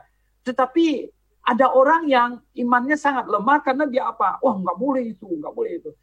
Maksud Paulus ya udah biarin dulu. Gitu. Dan tidak perlu di sekaster gitu sampai dia nanti malah dia kacau gitu. Nah kadang-kadang gini ya, banyak hal itu perlu dijelaskan secara pelan. Gitu. Makanya Paulus bilang Karena kerajaan Allah tidak, sebab kerajaan Allah bukanlah soal makanan dan minuman, tetapi soal kebenaran gitu. Nah, jangan kamu membuat saudara kamu jatuh gara-gara makan makanan begitu ya. Jangan demi makanan kita jatuh juga, dan jangan menjatuhkan orang karena makanan. Karena kerajaan Allah itu jauh dari itu. Kita menjunjung tinggi mengagungkan kebenaran gitu. Ya, jadi makanan. Nah, intinya beginilah ya. Baik yang di Matius pasal 6 ayat 33 maupun yang di Roma, itu kan dua-duanya ada kebenarannya. Ya, yang kita junjung itu kebenaran. Inilah kekristenan yang pikul salib itu. Kita punya fokus itu adalah kebenaran.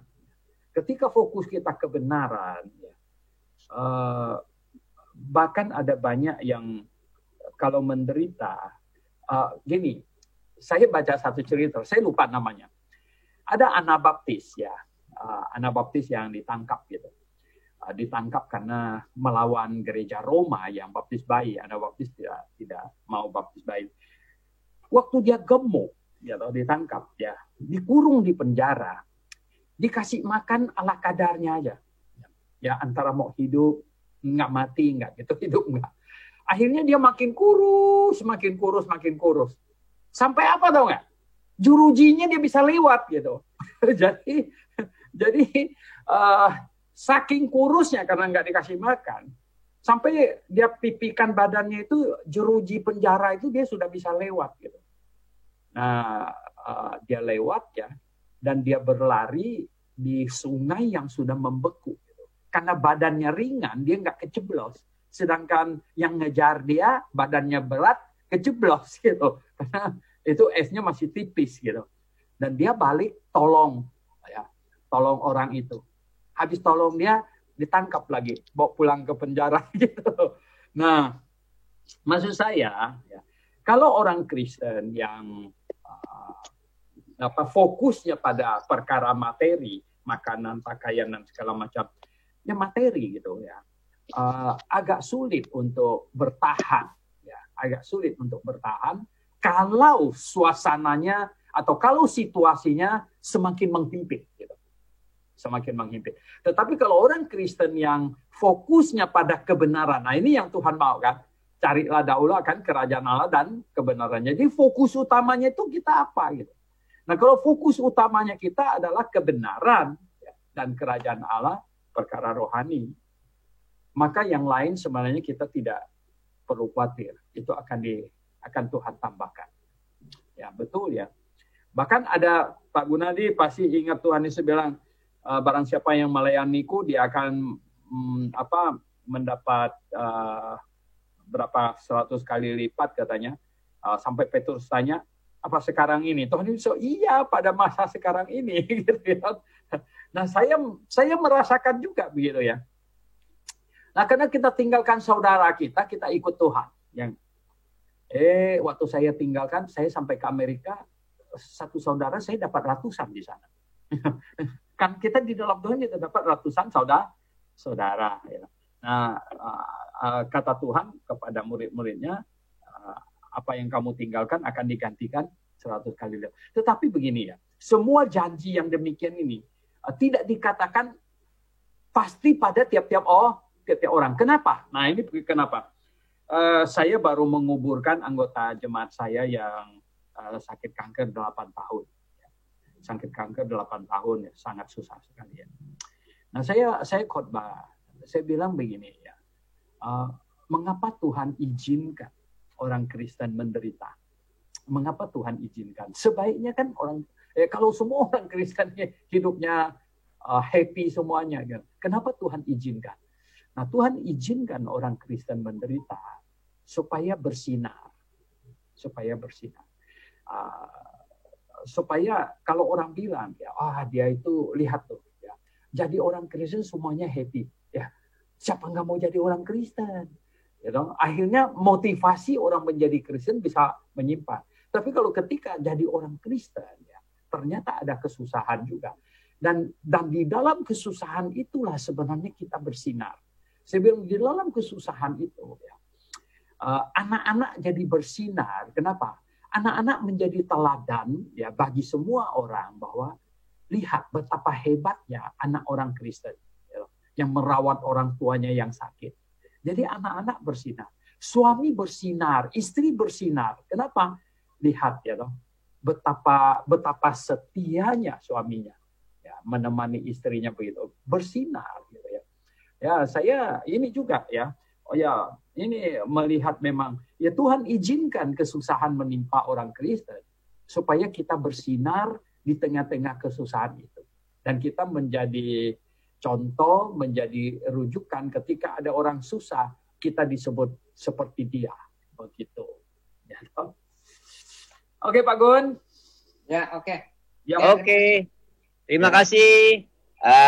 Barangkali Pak Yunus ingin bertanya tentang pelayanan teologi sukses melawan versus pelayanan teologi pikul salib. Bagaimana Pak Yunus Timotius? Ada komentar sedikit kah? Ya Pak Yunus gimana? Pak Yunus Timotius ya? Ya Pak Timotius. Ya. Ya. Selamat sore Pak Peter Adi, Pak beliau pembicara. Mohon maaf saya tadi sudah pakai masker nih Pak, pakai masker. Oh iya. Pak Yunus pakai masker. Ya. Baru sampai. Baru sampai tadi. Tadi Pak Gunadi minta saya untuk ikut, tapi saya bilang saya masih ada nangani kasus dulu di kantor. Jadi gitu. Begitu selesai saya pulang sampai saya ingat langsung saya buka Pak. Ya masih pakai masker. Iya masih pakai masker. Soalnya nanti mulai tanggal 27 Bandung kalau nggak pakai masker kena denda seperti Jakarta. Oh gitu ya? Sama seperti Jakarta. Ya tanggal 27 mulai. 27 Juli. Ya. Jadi mohon maaf saya baru bisa ikut sedikit tadi. Jadi takut salah nanya ini. Iya. Saya malah tertarik Pak waktu pembicaraan Bapak di meeting Zoom yang lalu Pak. Oh gitu ya. Ya, iya, boleh Pak. Juga sih ya begini. Boleh ya. Waktu itu Bapak menyampaikan tentang foto Tuhan Yesus. Oh ya, oke. Ingat ya Pak ya? Ya, oke. Saya ulangi statement Bapak bahwa foto Tuhan Yesus yang ada di mana-mana itu yang dikenal sebagai itulah Tuhan Yesus orang Kristen. Ya. Bapak mengatakan bahwa itu bukan Tuhan Yesus saya gitu kan? Ya. Nah, Tuhan Yesus saya adalah Tuhan Yesus yang ada di Alkitab, bukan yang itu. Ya, oke. Iya toh. Oke. Nah, mau ini. Sebagai pendapat, ya menurut saya boleh-boleh aja lah Bapak punya keyakinan begitu, ya. Tapi tentunya Bapak juga tidak bisa menafikan keyakinan orang lain juga kan? Nah sebenarnya gini Pak Yunus, bukan masalah menafikan atau keyakinan saya atau apa. Maksudnya kan saya membahasnya secara akademik ya, secara teologi begitu. Mengapa? Karena gambar-gambar Yesus segala macam itu muncul setelah abad keempat gitu. Nah, artinya secara sejarah, secara akademik semuanya, itu munculnya setelah abad keempat. Nah, orang menggambar itu setelah abad keempat, ya, dan tidak pernah lihat muka Tuhan Yesus pada waktu dia di bumi, sama sekali. Gitu, ya. Yaitu memang digambar asal saja. Gitu, ya. Artinya, karena apa? Tadi kan di awalnya saya ada cerita malah kekristenan sejak tahun 64 Kaisar Nero ya, sampai Konstantin itu kan tiarap ya. Itu kan di bawah penyiksaan gitu. Jadi sembunyi-sembunyi ya tiarap. Nah, sejak Konstantin baru kemudian kekristenan merebak keluar begitu.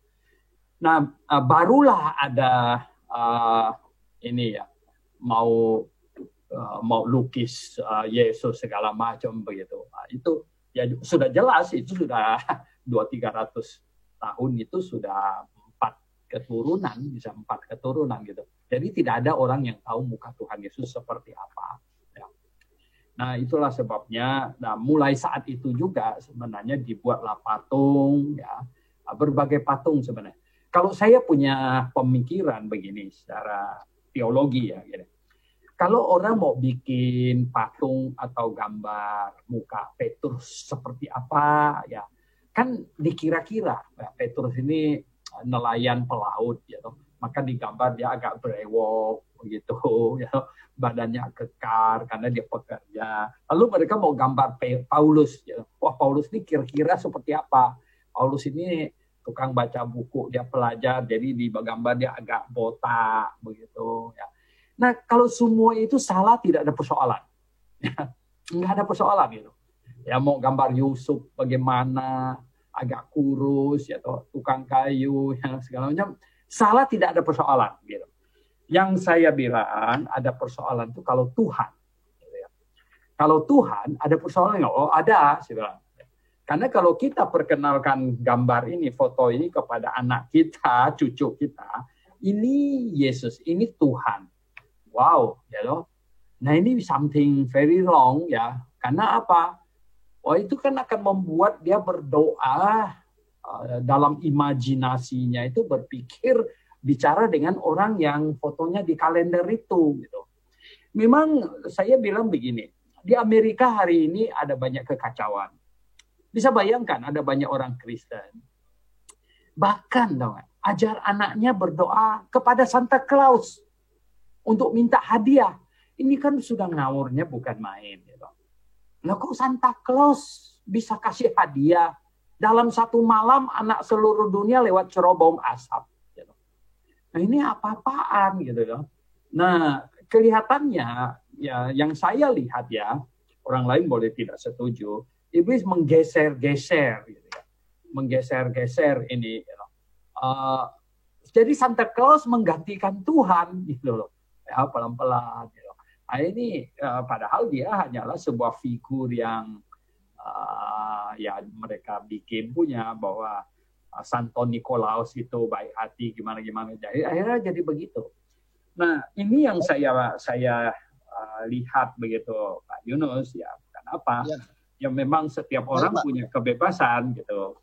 Ya baik, saya dengarkan argumentasi Bapak dan saya berusaha tidak mau membantahnya Pak, karena kita harus hargai kan setiap pendapat orang kan, lepas dari itu mau salah mau benar, betul. Nanti waktu juga akan membuktikan kan kebenaran dan kesalahannya. Ngapain? Saya paling menghindari namanya debat-debat Pak tentang Alkitab.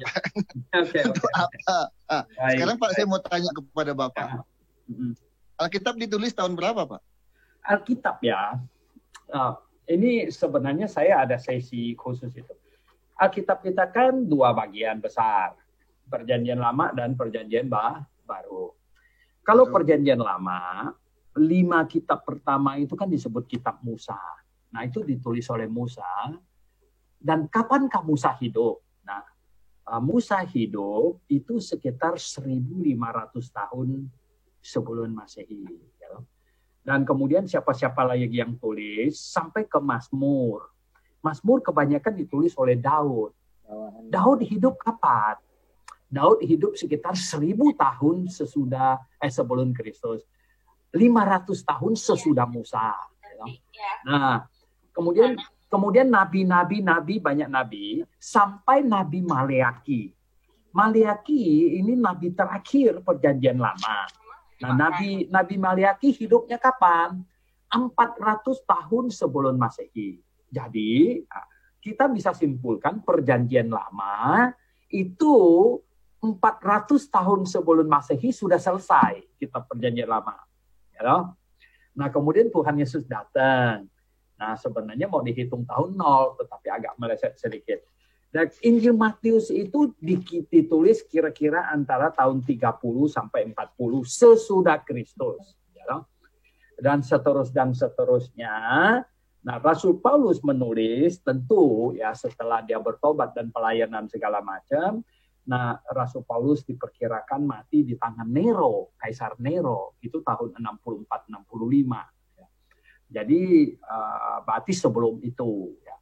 Dan kemudian beberapa yang jauh lebih tua hidupnya itu adalah Rasul Yohanes. Nah, Rasul Yohanes diketahui bahwa terakhir hidupnya sebelum dibuang ke Pulau Patmos, dia itu memimpin jemaat di Efesus gitu. Pulau Patmos itu tidak jauh dari Efesus ya, kayak kita ke Pulau Seribu begitu. Nah, Jadi Yohanes yang tulis kitab terakhir, kitab Wahyu itu, ya, itu saat dia sedang dipenjarakan di Pulau Patmos. Pulau Patmos itu mirip Nusa Kambangannya kita di sini, gitu. Nah, jadi kitab Perjanjian Baru itu ditulis antara tahun 35-40-an begitu sampai hampir tahun 100 begitu. Nah, selesailah ya kitab Perjanjian Baru. Setelah Rasul Yohanes menulis kitab Wahyu, nah kelihatannya dia itu tulisannya terakhir dan meninggal, dan itulah rasul terakhir yang menulis kitab terakhir di Alkitab kita, begitu Pak Yunus ya. Jadi kesimpulannya Pak, kita punya Alkitab dari Kejadian, Maliaki, Matius sampai kepada Wahyu, sampai kepada Alkitab sekarang ini. Yang kemudian di seluruh dunia ada terjemahannya dari ratusan bahasa. Ya, 2000 lebih bahasa. Ya. Jadi pertanyaannya itu Pak, itu kapan selesainya ditulis Pak? Jadi seperti Alkitab sekarang ini, di abad keberapa Pak? Maksudnya selesai ditulis kan abad 1 kan selesai ditulis. Nah kemudian kan masalahnya kan yang berikut kan diperbanyak, disalin, dan kemudian diterjemahkan, gitu kan? Nah diterjemahkan. Ya, malah sekarang masih ada keberlangsungan penerjemahan gitu. Ya, jadi maksudnya begini, itu kan terkodifikasi Pak, sampai akhirnya terkumpul menjadi 66 kitab kan? Oh ya betul. Itu Alkitab sekarang kan? Pertanyaan saya, menurut pengetahuan Bapak, kapan itu selesai terkodifikasi sampai jadi 66 itu Pak? Oh gitu, nggak boleh sambung lagi? Enggak. Mungkin kan Kitab Musa di tahun sekian sudah ada sebelum Kristus, itu kan Pak? Kitab Perjanjian Lama. Ya, Mazmur sekian tahun sebelum Kristus. Penjelasan Bapak tadi kan? Ya, nah, betul. tapi itu kan terpisah-pisah kan Pak, oleh zamannya juga kan? Betul ya. Nah, pertanyaan saya, sampai terkumpullah 66 kitab menjadi Alkitab sekarang itu di tahun berapa Pak? Oke, saya ngerti maksudnya. Tangkap ya? Ya, itu kan begini. Zaman dulu ini berhubungan dengan alat tulis ya, karena karena dia masih bersifat ditulis di kulit, ditulis di perkamen, jadi digulung-gulung. Memang belum seperti begini. Nah, jadi begini. Tetapi mereka tahu, jadi disusun ya. Gulungan ini kitab Yesaya, gulungan ini kitab Maliaki, gitu. Nah, gulungan ini kitab Matius, begitu, gitu.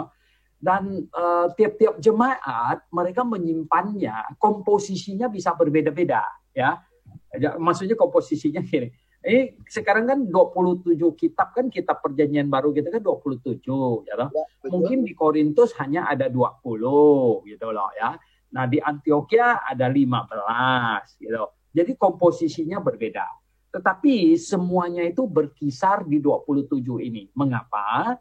Karena orang Kristen waktu itu, ya orang Kristen itu mereka mempercayai pokoknya tulisan Rasul itu firman Tuhan. Jadi mereka kumpulkan, ini tulisan Rasul. Kemudian ada yang menyalinnya ulang. Begini, dicetak sebenarnya ditemukannya mesin cetak di Eropa itu 1440. Itu Johannes Gutenberg yang menemukan itu.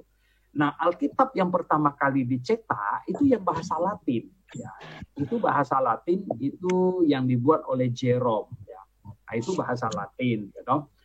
Itu disebut Alkitab Gutenberg sebenarnya. Itu sesuai dengan yang menemukan mesin cetak. Nah, kemudian ya dicetak lagi Alkitab bahasa Yunani dan lain sebagainya. Tahun 1516 sebenarnya. Nah, 1516 terbitlah kitab Perjanjian Baru yang bahasa Yunani yang dicetak pakai kertas gitu. Nah, itu sebenarnya yang tadi itu ya Vulgate ya, Alkitab Vulgate itu dicetak pakai kertas karena baru ditemukan mesin cetak. Nah, itu Alkitab pertama ya. Kemudian Alkitab kedua sampai akhirnya penemuan mesin cetak ini membuat segala sesuatunya berubah. Nah, Alkitab bisa ada di tangan kita hari ini kan penemuan mesin cetak. Sebelumnya orang Kristen memang sudah bisa punya Alkitab, tetapi disalin. Perjanjian baru saja katanya upah orang salin gitu yang cakep tulisannya itu harganya senilai satu gedung 2 lantai di tengah kota London. Jadi kalau saya mau punya Alkitab Perjanjian Baru ini, suruh orang yang tulisannya bolehlah cakep gitu supaya dia salin gitu. Oh ya, ongkosnya mahal gitu. Nah, waktu ditemukannya alat cetak, kemudian Alkitab ini dicetak di kertas dan bisa masif gitu, jadi banyak gitu. Akhirnya Alkitab jadi murah. Jadi itulah akhirnya perkembangan percetakan ini yang membuat Alkitab jadi seperti sekarang ini sebenarnya begitu. Baik, Pak. Jadi pertanyaan saya sebenarnya kan pendek, yaitu kapan sebenarnya Alkitab kita ini mulai terkumpul menjadi satu, entah dalam bentuk tertulis ataupun dalam bentuk tercetak, sehingga genap dia 66 kitab, itu kapan? Nah, itu pertanyaan saya sebenarnya itu. Tapi terima kasih Bapak menjawabnya dengan panjang lebar, ya terima kasih dengan sejarahnya. Tapi intinya saya hanya ingin katakan begini, Pak. Sejarah gereja mencatat bahwa Alkitab kita yang 66 itu ternyata juga ditulis oleh sekian banyak orang, Pak. Oh iya betul, yang Tuhan pakai. Betul kan? Betul. Nah, jadi dengan fakta itu sangat wajar ketika ada yang berkata begini, Pak. Jangan-jangan itu salah tulis loh. Jangan-jangan enggak ya? Coba dengarkan dulu, Pak ya. Jangan-jangan salah tulis atau iya kan? Namun orang berbeda sebenarnya apa? Karena namanya ditulis oleh orang manusia loh, gitu ya. Ditulisnya juga bukan pada saat kejadian, tapi sesudahnya loh, gitu ya. Nah, jadi kalau ada berpikiran begitu, kita juga berpikir, iya juga ya, kita bisa terima juga ya. Makanya jadi kita kan berusaha menjawab ya kalau ada orang berpikir begini. You know. Memang Alkitab kita ditulis oleh orang. You know. Bahkan yang pertama itu kitab Kejadian ditulis oleh Musa. Ya jelas Musa tidak ada di Taman Eden. You know.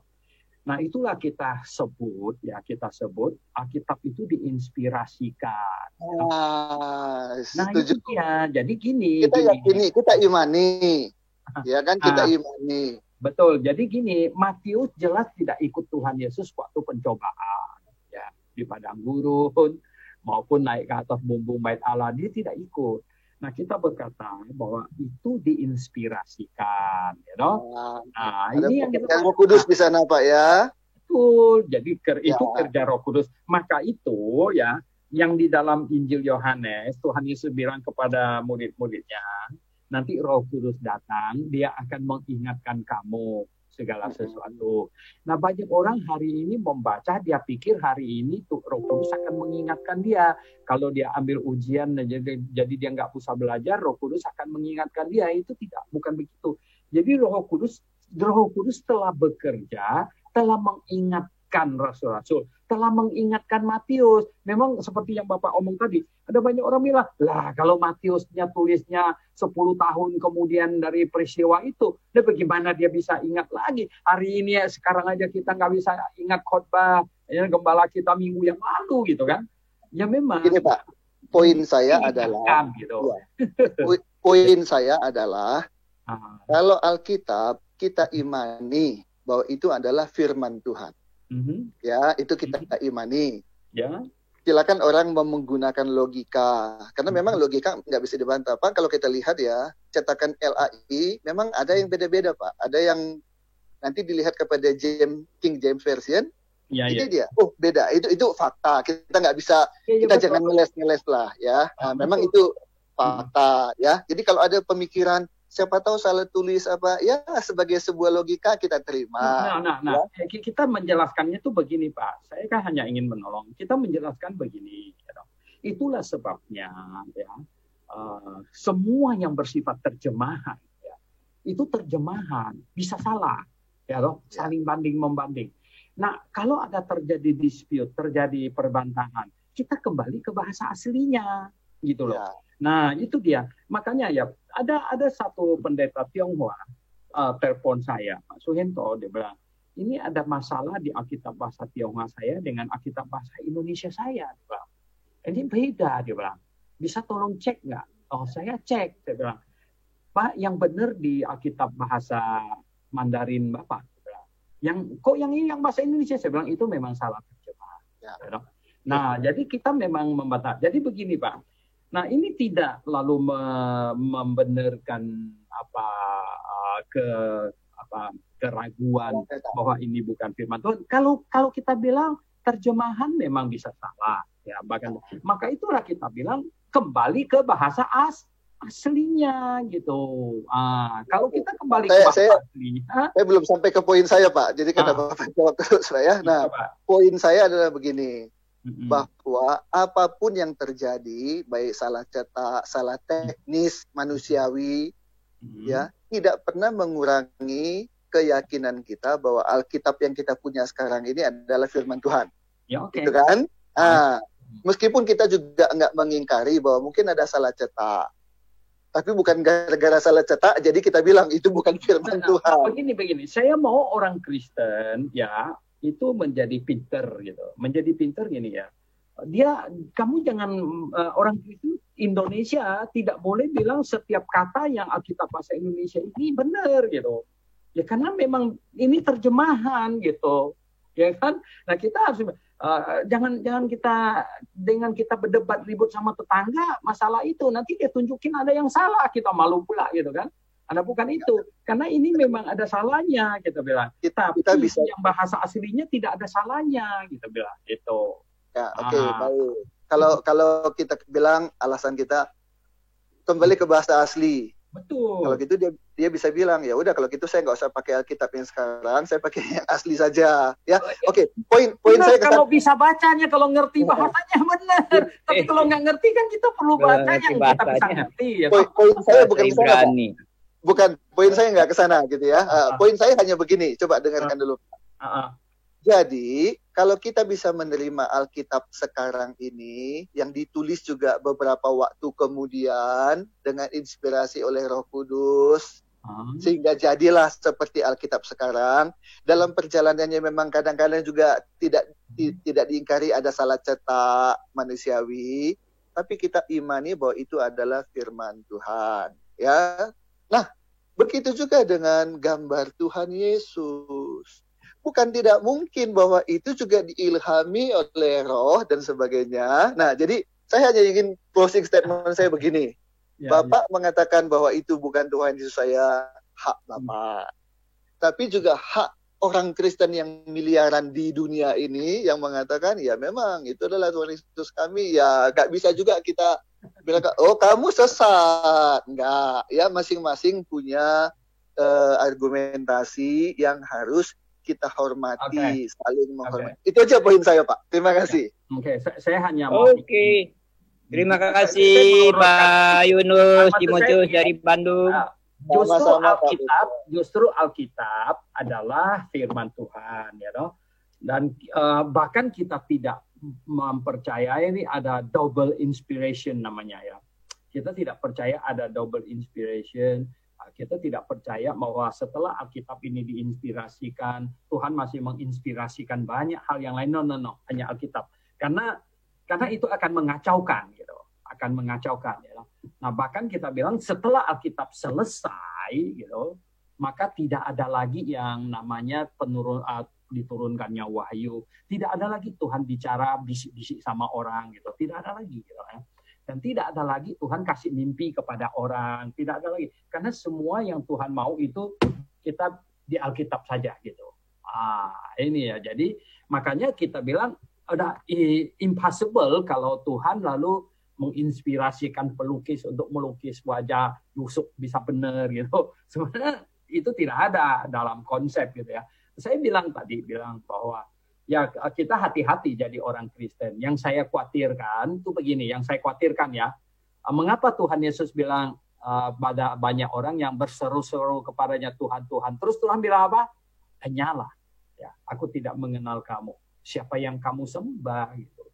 Ya, ini yang jadi perhatian kita semuanya. Oke, hati-hati saja. Oke, Pak.